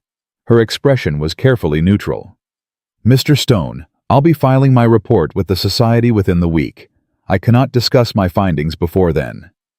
Can you at least tell us—" "I can tell you that Emmy is a remarkably brave child." Miss Foster paused. "And I can tell you off the record that children who hide food have learned that adults cannot be trusted. Children who stop hiding food have learned the opposite. That transition doesn't happen by accident. She left. Caleb sat on the porch steps because his legs wouldn't hold him. "She's on our side," Rosa said. "You don't know that." "I know people. That woman has a heart, and Emmy just broke it wide open." On the 7th day, Silas Crane returned. This time he brought the sheriff. "Mr. Stone." Sheriff Marcus Cole was an old friend, but his face was grim. "I've got a court order here. Says I'm to escort the child Emmeline Harlow back to her legal guardian Opal Crane." "Marcus, you can't." "I don't have a choice. Judge Perkins signed the order this morning." "Perkins is in Crane's pocket. Quinn told me the man owes Crane money from a land deal." "That may be, but the order's legal. I can't ignore it." Emmy appeared in the doorway. She saw the sheriff, saw Silas standing behind him with that cold smile. She didn't scream, didn't cry, just stood there with all the color draining from her face. "No," she said. "No, no, no." "Emmy?" Caleb started. "I won't go." She backed up. "I won't. You can't make me. I'll run. I'll hide. You'll do what the law says." Silas stepped forward. "Come along, child. Your mother is waiting." "She's not my mother. She's a monster." "That's enough." Silas reached for her arm. Emmy bit him. She sank her teeth into his hand hard enough to draw blood, and when he yanked back with a curse, she bolted. "Emmy!" Caleb shouted. But she was already gone, running for the barn, running for Penny, running like her life depended on it. Because it did. Caleb moved to follow her, but Sheriff Cole caught his arm. "Don't make this harder than it has to be, Caleb. Marcus, that man, is a con artist. He's got warrants in Dakota. He married Opal to get access to Emmy's inheritance. That's for the courts to decide. The courts are corrupt. Perkins. I don't care about Perkins. I care about doing my job." Silas was wrapping his hand with a handkerchief, his face twisted with rage. "That little beast attacked me. I want her charged. She's 8 years old. She drew blood because you tried to grab her." Caleb stepped toward him. "You touch her again and I'll do a lot worse than bite you." "Is that a threat, Stone?" "It's a promise." "Enough." Sheriff Cole stepped between them. "Both of you calm down. Nobody's getting charged and nobody's getting hurt. We're going to find the girl and we're going to handle this like civilized people." Rosa came out onto the porch. Her face was pale but her voice was steady. "She'll have gone to the barn, to Penny. The horse is the only thing she trusts completely." They found Emmy in Penny's stall, curled in the corner with her arms wrapped around her knees. The mare stood between her and the door, ears back, teeth bared at anyone who tried to enter. "Emmy." Caleb's voice was gentle. "Sweetheart, I need you to come out." "No." "The sheriff?" "I don't care about the sheriff. I'm not going with them. I'm not." Silas appeared behind Caleb. "Move the horse." "You move it." Jed Walker stepped up, his hand resting on his gun. "That mare will take your arm off if you try." "This is ridiculous. Sheriff, do something." Cole studied the situation, the horse protecting the child who'd rather face 1,000-pound animal's hooves than go with the man claiming to be her guardian. Something shifted in his face. "Mr. Crane," he said slowly, "I'm starting to wonder if this situation is exactly what it appears to be." "Excuse me. A child doesn't run like that from someone who loves her. A child doesn't hide behind a horse from someone who treats her well. She's been manipulated. Stone has filled her head with lies." "Has he?"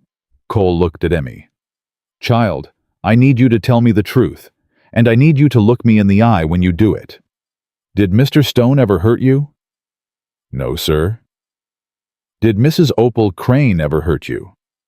Emmy's chin came up. "Yes, sir. She beat me with a belt. She locked me outside in the cold. She starved me. And she threw me off a wagon in a thunderstorm and left me to die." "That's a lie," Silas said. "It's not." Emmy stood up. Penny moved aside just enough to let her step forward. "I've got scars on my back from her belt. I've got marks on my arms from where she grabbed me. and I've got a hole in my heart from 2 years of being told I was worthless by a woman who was supposed to take care of me." Cole was quiet for a long moment. "Mr. Crane," he said finally, "I'm going to need to see those guardianship papers again, and I'm going to need them verified by someone other than Judge Perkins." "This is outrageous." "This is procedure." Cole's voice hardened. "And if I find out those papers are forged or that you've been lying to this court, I'll personally see you hanged." "You can't threaten me." "That wasn't a threat, Mr. Crane." Cole smiled, but it didn't reach his eyes. "That was a prophecy." Silas's face went white. For the first time since he'd arrived, the smooth confidence cracked. "This isn't over," he said. "No." Caleb agreed. "It isn't. But when it's over, Emmy will be with us, and you'll be in prison where you belong." Silas turned and walked out of the barn. His hands were shaking. Cole watched him go, then turned to Caleb. "You've got until the end of the week. Get your lawyer to Judge Harrison in Cheyenne. He's honest. He'll listen." "Thank you, Marcus." "Don't thank me yet." Cole tipped his hat to Emmy. "You're a brave girl, Miss Emmy. Whatever happens, don't let them break you." "I won't," Emmy said. "I've survived this long. I can survive anything." Cole left. Emmy collapsed against Caleb's chest, finally allowing herself to shake. "I thought they had me," she whispered. "I thought it was over." "It's not over. Not even close." Caleb held her tight. "We've got one more fight ahead of us, but we're going to win. I promise you, Emmy. We're going to win." Rosa appeared in the barn doorway. Her eyes were wet, but her voice was steady. "Caleb, Quinn just sent word. The hearing is set for Monday. 3 days. Then we've got 3 days to prepare." Emmy looked up at him. "What if we lose?" "We won't." "But what if we do?" Caleb cupped her face in his hands. "Then I take you and Rosa and we disappear. We go somewhere they'll never find us. Canada, Mexico, I don't care. I'm not losing you, Emmy. Not to them. Not to anyone. You'd do that. You'd give up everything, the ranch, the cattle, your whole life. You are my whole life now." He kissed her forehead. "You and Rosa. Everything else is just land and buildings. It doesn't mean anything without you." Emmy wrapped her arms around his neck and held on. "I love you, Papa," she whispered. It was the first time she'd called him that. Caleb's heart cracked open and light poured in. "I love you too, sweetheart. More than anything in this world." They drove to Cheyenne in silence. Emmy sat between Caleb and Rosa, clutching her mother's handkerchief so tight her knuckles went white. She hadn't slept in 2 days. Neither had any of them. "What if the judge doesn't believe me?" Emmy whispered. "He'll believe you. But what if he doesn't? What if Silas paid him off like he paid off Judge Perkins? Judge Harrison can't be bought." Caleb's jaw was set. "Quinn says he's the most honest man in the territory. Quinn says a lot of things. And he's been right so far." Rosa took Emmy's hand. "Whatever happens in that courtroom, Mija, you tell the truth. That's all you can do. Tell the truth and trust that justice still means something. Justice didn't mean anything when Opal was beating me. I know, but that was before. This is now. And now you have people fighting for you." The courthouse was packed. Caleb hadn't expected that. He'd expected a small hearing, a few officials, maybe some witnesses. Instead, half of Medicine Bow seemed to have made the trip. Martha Sullivan from the general store. Doc Patterson, who'd examined Emmy's injuries. Jed Walker, in a suit that looked like it hadn't been worn since the last funeral. Even Sheriff Cole was there, standing in the back with his arms crossed. "What are all these people doing here?" Emmy asked. "They came for you," Rosa said. "They came to support you. They don't even know me. They know what was done to you, and they know wrong when they see it." Quinn met them at the door. He was a small man, but he carried himself like he was 7 feet tall. His eyes were sharp as broken glass. "Stone. Mrs. Mendez. And you must be Emmy." "Sir." He crouched down to her level. "I've heard a lot about you, young lady. They say you bit Silas Crane hard enough to draw blood." Emmy's chin came up. "He grabbed me." "Good for you. A person's got a right to defend themselves." Quinn stood. "Here's what's going to happen. I'm going to call witnesses. I'm going to present evidence. And at some point, I'm going to ask you to take the stand. Can you do that?" "I can do it. It won't be easy. Crane's lawyer is going to try to make you look like a liar. He's going to twist your words and make you doubt yourself. You have to stay calm." "I know how to stay calm when people are being mean to me. I had a lot of practice." Quinn's expression flickered. Something like admiration, maybe. Or sorrow. "All right then. Let's go win this thing." Judge Tobias Harrison entered, and the room stood. He was an old man with white hair and eyes that had seen everything and forgiven very little. "Be seated." He arranged his papers. "This is a custody hearing regarding the minor child Emmeline Grace Harlow. Petitioners are Silas and Opal Crane.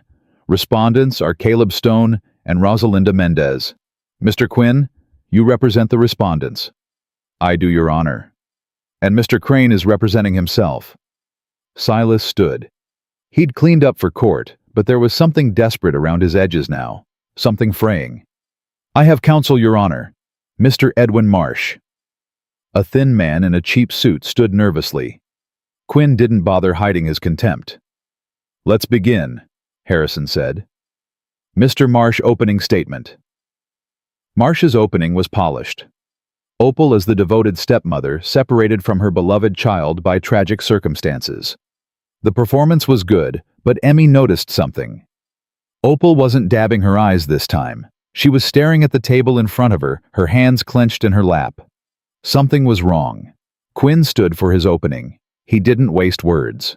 "Your Honor, we intend to prove that Opal Crane systematically abused, starved, and ultimately abandoned Emmeline Harlow with intent to cause her death.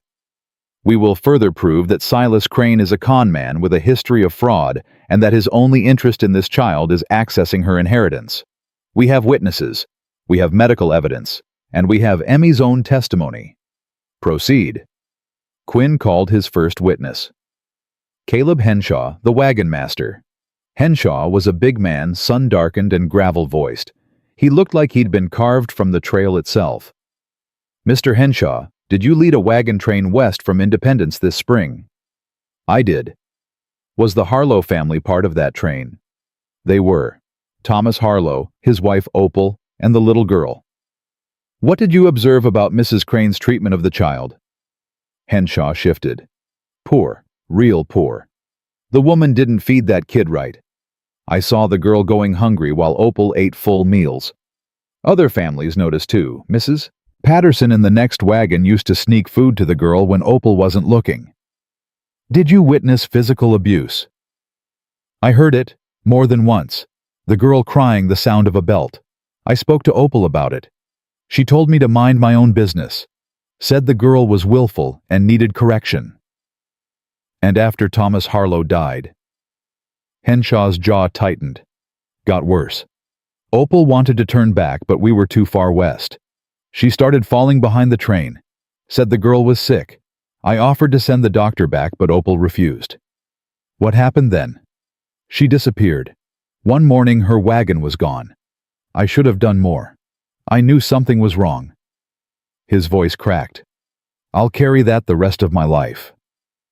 Marsh tried to cross-examine, but Henshaw's testimony was rock solid. He'd seen what he'd seen. No amount of fancy lawyering could change that. Quinn called Doc Patterson next. The medical report was entered into evidence. Patterson described each injury in clinical detail. The strap marks, the scarring, the malnutrition, the damage to Emmy's feet from months of walking barefoot. "In your professional opinion, Doctor, are these injuries consistent with the child's account of abuse?" "Completely consistent. These injuries were inflicted over a period of months by an adult using a belt or similar implement. The pattern of malnutrition suggests deliberate withholding of food." "Thank you, Doctor." Marsh stood for cross-examination. His hands were sweating. "Dr. Patterson, isn't it possible these injuries were accidental? Children fall after all. They get scrapes and bruises." Children fall forward. "Mr. Marsh?" They scrape their knees and palms. They don't fall backward onto their own spines repeatedly in the same pattern left by a leather strap. "But I've been a doctor for 30 years. I know the difference between an accident and abuse. This was abuse." Marsh sat down. Quinn called Miss Adelaide Foster from the Children's Aid Society. She delivered her findings in a measured professional tone that carried more weight than any dramatic speech. "The child shows clear signs of prior trauma, consistent with prolonged abuse and neglect. She also shows remarkable progress in her current placement. Her attachment to Mr. Stone and Miss Mendez is genuine and healthy. Your recommendation: that Emmy remain with the Stone household permanently." "Thank you, Miss Foster." Silas whispered something urgent to Marsh. Marsh stood reluctantly. "Miss Foster, children can become attached to anyone who feeds them and treats them kindly for a few weeks. That doesn't mean—" "Mr. Marsh." Foster's voice went cold. "I have evaluated hundreds of children in my career. I know the difference between superficial attachment and genuine family bonds. Emmy didn't just attach to the Stone household, she healed there. She stopped hiding food. She stopped flinching when adults raised their hands. She started laughing again. That doesn't prove—" "It proves everything, Mr. Marsh. Abused children don't heal in abusive environments. They heal in safe ones. Emmy is healing. Draw your own conclusions." Quinn played his ace. "Your Honor, I'd like to enter into evidence criminal records from the Dakota Territory regarding the petitioner Silas Crane. Real name, Silas Edward Cranston." The courtroom buzzed. Harrison banged his gavel once. Silas's face went the color of old ash. Quinn laid it out piece by piece. 3 warrants for fraud. 2 previous marriages to widows with minor children, both ending with Crane gaining control of the children's inheritance and vanishing. "This isn't about a mother's love, Your Honor. This is about money. Thomas Harlow's mining claim sits directly on the proposed route of the Burlington and Missouri River Railroad. The railroad has been buying claims at premium prices. That worthless mine is worth approximately $15,000. Gasps from the gallery. Emmy is the sole heir. Crane can't touch that money without legal guardianship of the child. That's why they came back. That's why they'll fight. Objection. Marsh was on his feet. This is speculation. Is it? Quinn pulled another document from his folder. I have correspondence between Silas Crane and a railroad representative dated 6 weeks ago. They were negotiating the sale of the Harlow claim, a claim Crane has no legal right to sell unless he controls Emmy's inheritance. Harrison studied the document. His expression didn't change, but something hardened behind his eyes. The correspondence will be entered into evidence. Continue, Mr. Quinn. I call Emmeline Harlow to the stand. Emmy stood. Her legs were shaking, but she walked to the witness chair with her back straight and her chin up. She was still holding her mother's handkerchief. Quinn approached gently. Emmy, can you tell the court what happened the day Opal left you? Emmy told it. All of it. The wagon stopping, being shoved off the back, the tin cup thrown after her. Don't follow me. You follow me. I'll whip you raw. Walking in the storm, falling, getting up, falling again, waiting to die. The courtroom was silent. Not courthouse quiet, grave quiet. Emmy, Mrs. Crane says you ran away. Is that true? No, sir.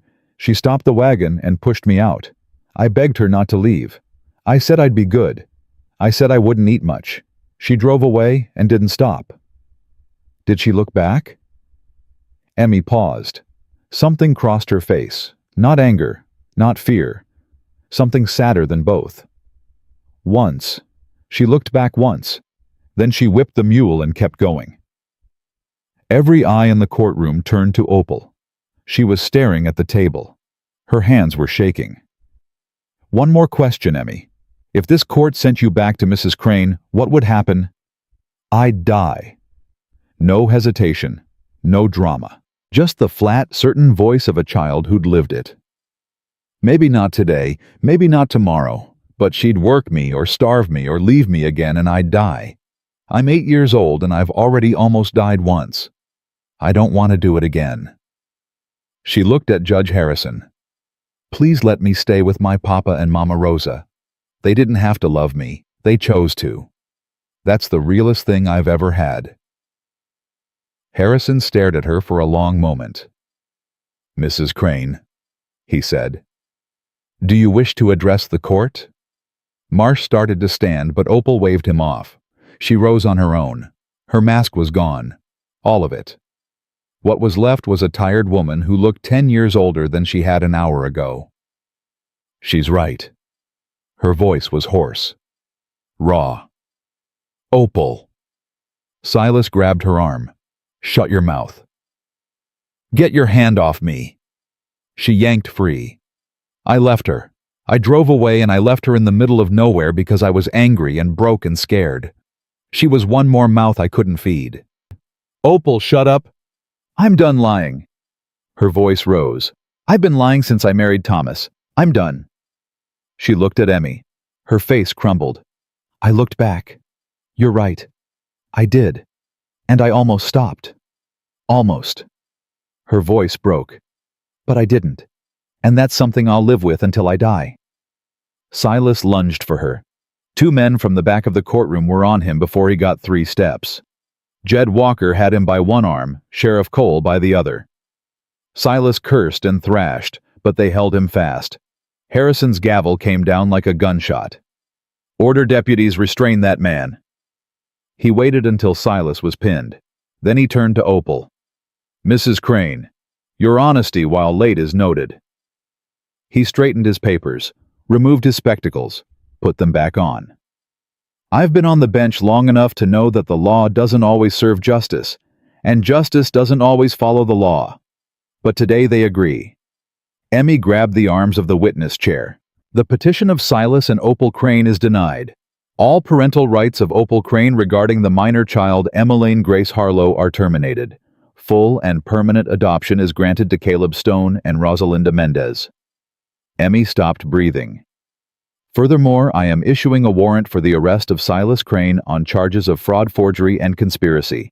Deputies take him into custody. The gavel fell. For a moment, Emmy couldn't move, couldn't think, couldn't process what had just happened. Then Caleb was there, lifting her out of the witness chair, holding her so tight she could feel his heartbeat. It's over, he said.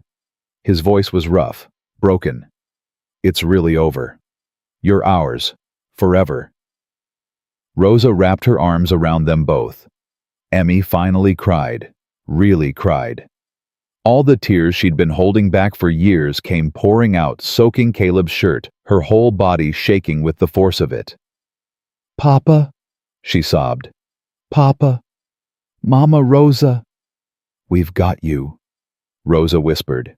We've got you, mija, always. The courtroom erupted. People were cheering, crying, clapping. Martha Sullivan was dabbing her eyes. Doc Patterson was shaking Quinn's hand. The ranch hands were slapping each other's backs. And in the middle of it all, 3 people held on to each other like they were afraid the world would tear them apart. Silas was led out in handcuffs, still cursing.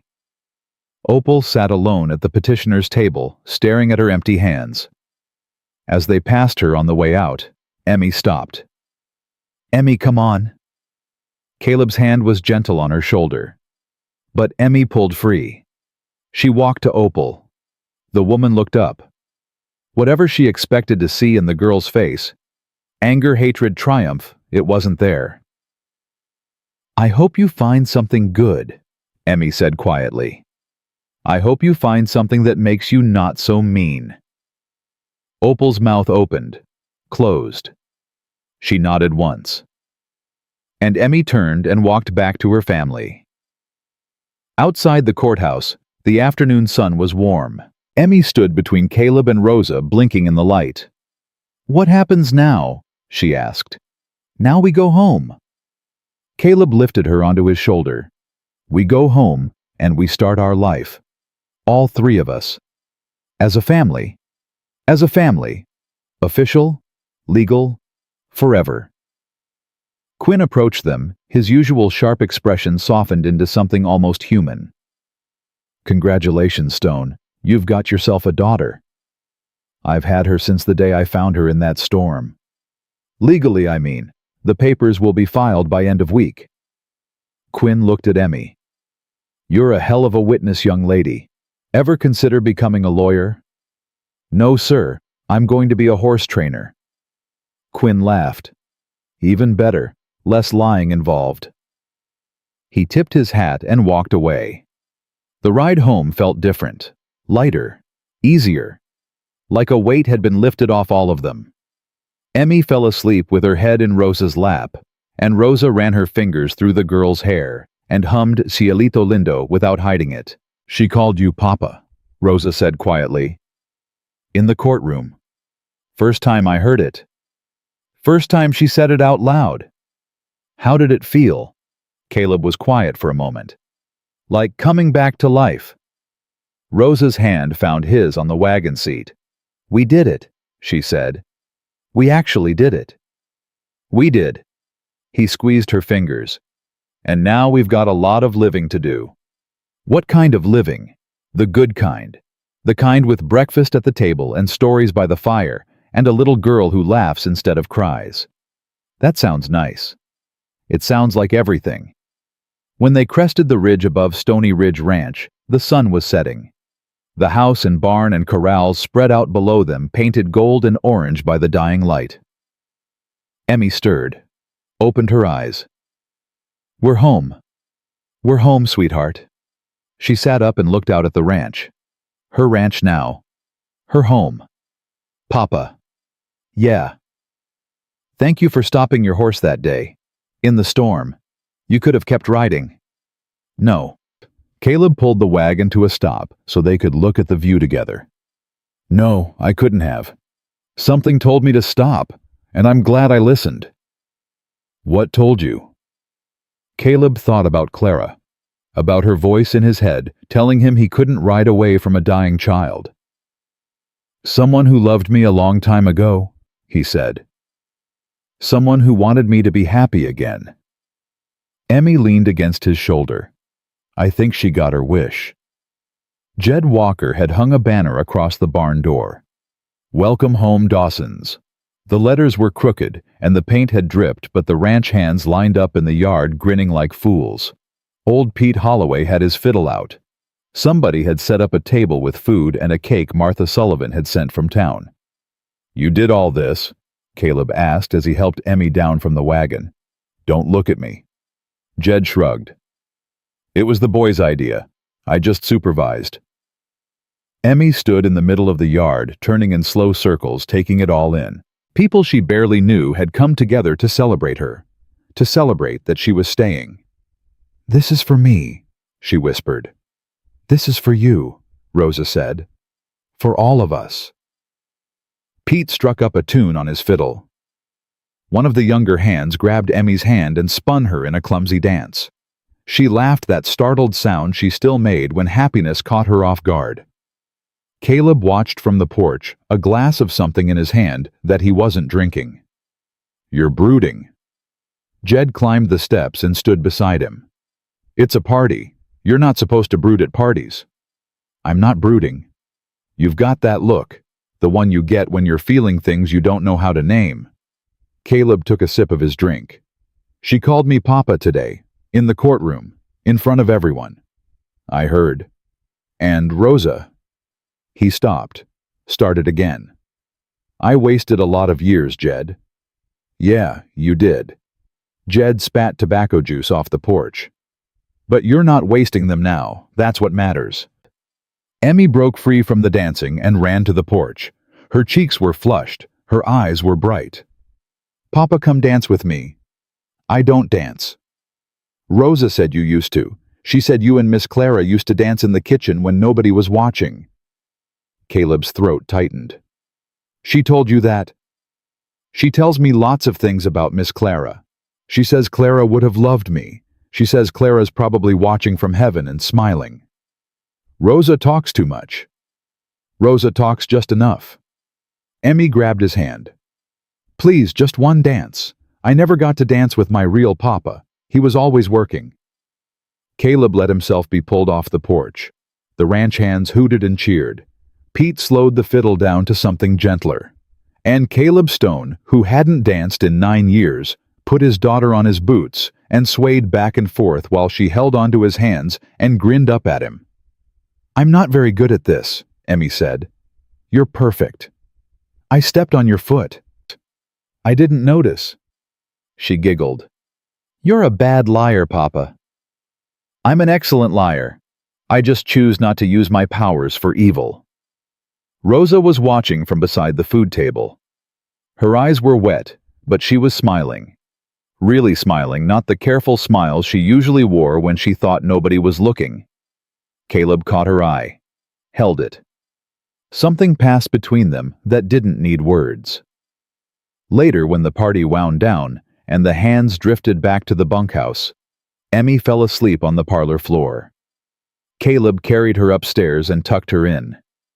Leave the door open, she murmured. Just a crack. Always. He stood in the doorway for a long moment, watching her sleep. She looked peaceful. Actually peaceful, not the tense half-sleep of a child expecting to be hurt. She's beautiful when she sleeps. Rosa's voice came from behind him. He turned. She was standing in the hallway, her hair down around her shoulders, her face soft in the lamplight. She's beautiful all the time, Caleb said. Yes, she is. They stood there close, but not touching, the silence between them charged with things unsaid. Rosa. Caleb. They spoke at the same time, stopped, laughed quietly. You first, Rosa said. I've been thinking about what you said in the kitchen, about loving me for 11 years. I shouldn't have. Let me finish. He took her hands. They were shaking, so were his. I've been dead for 9 years, just walking around going through the motions, not feeling anything, and then Emmy came, and she cracked something open in me, and when I looked around to see what was inside the crack, you were there. You'd always been there. I just couldn't see it. Caleb. I love you. The words came out rough and awkward. He'd never been good with words. I don't know when it started. Maybe it was always there and I was too blind to see it. But I know it now. I love you, Rosa. Not because you take care of me, or because you're good with Emmy. Because of who you are. Because you're the strongest, kindest, most stubborn woman I've ever known. Rosa's eyes filled. You don't have to say this because of the hearing, because we need to look like a family. I'm not saying it because of that. I'm saying it because it's true. He cupped her face in his hands. She was crying now, tears streaming down her cheeks. I've loved you for 11 years, she whispered. 11 years of watching you hurt, and not being able to fix it. 11 years of waiting for you to see me. I see you now. He kissed her. Not like the careful kiss they'd shared for the evaluator's benefit. This kiss had years behind it. Years of silence and patience and wanting. When they pulled apart, Rosa was laughing through her tears. We're standing in a hallway kissing like teenagers. I was never very good at being proper. I noticed. Marry me. Rosa went still. What? Marry me. For real this time. Not for the court, not for Emmy. For us. Because I want to wake up next to you every morning for the rest of my life. Because I want to fight with you and make up with you and grow old with you. We're already old. Then let's get older together. Rosa laughed again. It was the most beautiful sound Caleb had ever heard. Yes, she said. Yes, you stubborn, blind, wonderful man. Yes. He kissed her again. From the doorway behind them, a small voice said, Does this mean you're really getting married now? They turned. Emmy was sitting up in bed, her hair mussed from sleep, her eyes bright with something that looked like hope. How much did you hear? Rosa asked. Enough. Emmy grinned. Papa said he loves you. You said yes. I think that means I get a real mama now. You've had a real mama since the first day you came here. I know. But now it's official. Rosa crossed to the bed and sat on the edge. She took Emmy's hands in hers. I need to ask you something, mija. And I need you to tell me the truth. Okay. Is this what you want? Me and your papa married. Because if it makes you uncomfortable, if it's too soon after everything... Rosa. Emmy squeezed her hands. I've been waiting for this since the first week. I asked Papa if you loved him. He said he didn't know. I asked you if you loved him. You said it was complicated. She rolled her eyes. Grown-ups make everything so hard. Caleb snorted. She's got us there. I want us to be a family, Emmy said. A real one. With breakfast together and stories at night and holidays with presents and a mama who hugs me when I'm sad. You already have all that. But now I get to keep it. Forever. Emmy's voice got small. Right, nobody can take it away now. Nobody. Rosa pulled her into a hug. Nobody can take this away. We're yours and you're ours. Forever. They got married on a Sunday. Not in a courthouse this time. In the yard of Stony Ridge Ranch with the mountains watching and every hand on the property standing witness.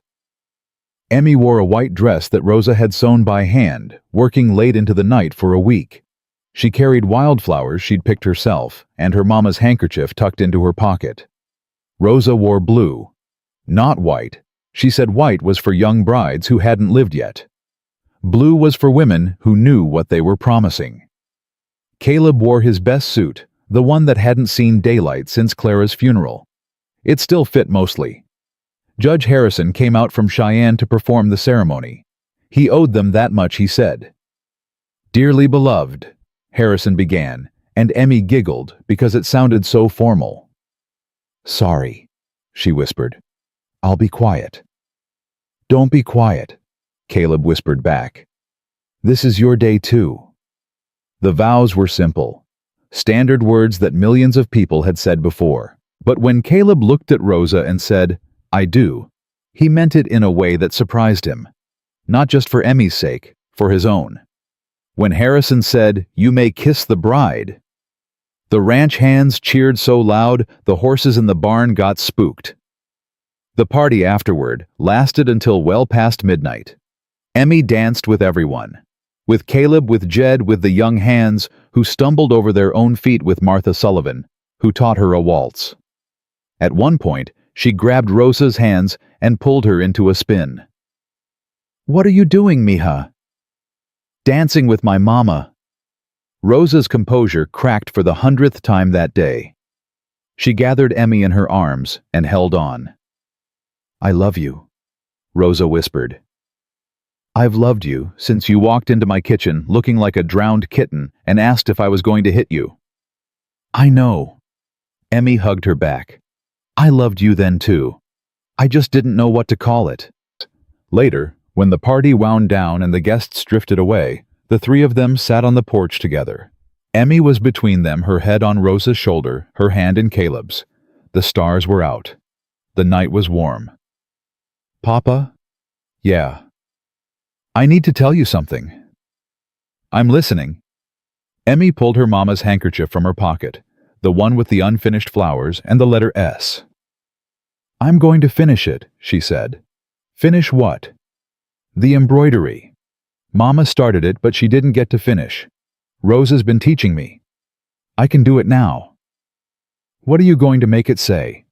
Emmy traced the S with her finger. I thought about putting Mama's name, Sarah. But that doesn't feel right anymore. Mama's gone. She's not coming back. And I don't want to be sad every time I look at it. What do you want it to say? Emmy was quiet for a moment. Stone. I want it to say Stone, because that's my name now. And because Mama would have wanted me to have a family, even if it wasn't the family she planned. Caleb's throat closed up. He couldn't speak. Rosa could barely. That's beautiful, mija. It's true. Mama used to say family isn't blood. It's the people who show up. You showed up. Both of you. when nobody else would. She tucked the handkerchief back in her pocket and leaned against Caleb's arm. "I'm going to be okay," she said. "I know that now. For a long time I thought I was broken, like a cup that's been dropped too many times. But I'm not. I'm just different. I've got cracks. But the cracks don't mean I'm ruined. They mean I survived." "Where did you learn that?" Caleb asked. "Rosa told me. She said the Japanese have a word for it. Kintsugi. They fix broken pottery with gold. The cracks become the most beautiful part. Rosa's pretty smart." "She is. That's why you married her." Rosa laughed. "I thought it was my cooking." "That too." They sat in comfortable silence for a while. The night birds called. The horses shifted in the barn. The world felt peaceful in a way it hadn't for any of them in a very long time. "Papa." "Yeah. Do you think Miss Clara is happy wherever she is?" Caleb looked up at the stars. He'd asked himself that question 1,000 times. Never knew the answer. "I think," he said slowly, "that Clara wanted me to be happy. She told me that before she died. She made me promise I wouldn't give up. I broke that promise for 9 years, but I'm keeping it now. So she's happy. I think she is. I think she's up there somewhere watching us smiling that smile she had when everything was going right. I hope I get to meet her someday. In heaven, I mean. I want to thank her. Thank her for what? For sending you to find me." Emmy's voice was sleepy now, drifting. "For opening that window Mama always talked about." She was asleep within minutes, slumped against Caleb's shoulder, her breathing deep and even. Caleb didn't move, didn't want to wake her. "She's amazing," he said quietly. "She is." Rosa leaned her head against his other shoulder. "She survived things that would have broken most adults, and she came out of it still able to love. Kids are resilient. Not all of them, not like this." Rosa took his hand. "We got lucky, Caleb. Finding her, keeping her. We got lucky. Wasn't luck. It was Clara, and her mama, looking out for us from wherever they are." "You believe that?" Caleb thought about the moment he'd seen Emmy through the rain, the pull he'd felt, the voice in his head telling him he couldn't ride away. "Yeah," he said. "I believe it." Rosa was quiet for a moment. Then, "What happens now?" "What do you mean?" "We've won. The trial's over. Emmy's ours. The bad guys are in jail. What happens now?" Caleb looked out at the ranch. His ranch. Their ranch now. "Now we live," he said. "We get up in the morning, and we have breakfast together, and we work, and we laugh, and we fight about stupid things, and make up, and do it all over again the next day. That's it. That's it. That's everything." He squeezed her hand. "I spent 9 years waiting to die, Rosa. Just going through the motions, not feeling anything, not wanting anything. And now, I've got a daughter, and a wife, and a reason to wake up in the morning. That's not it. That's a miracle." Rosa turned her face up to his. "I love you, Caleb Stone." "I love you too, Rosa Stone." She smiled.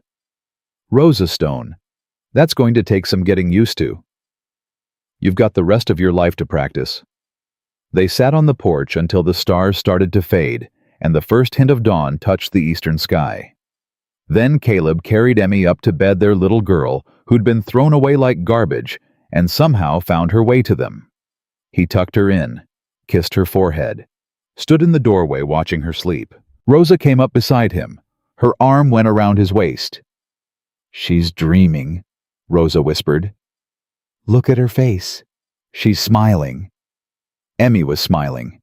In her sleep, clutching the handkerchief that would soon say, "Stone," she was smiling. The first time Caleb had seen her, she'd been face down in the mud, more dead than alive, beaten and starved and abandoned by everyone she'd ever trusted. Now she was home. Now they all were. The sun came up over the mountains, painting everything gold. a new day, a new life. A family that had found each other in the middle of a storm and held on through everything that came after. Not because it was easy, because it was worth it. Because love was worth it. Because family was worth it. Because that's what people did for each other when they really meant it. They showed up, they stayed. They chose each other again and again every single day. And that was enough. That was everything.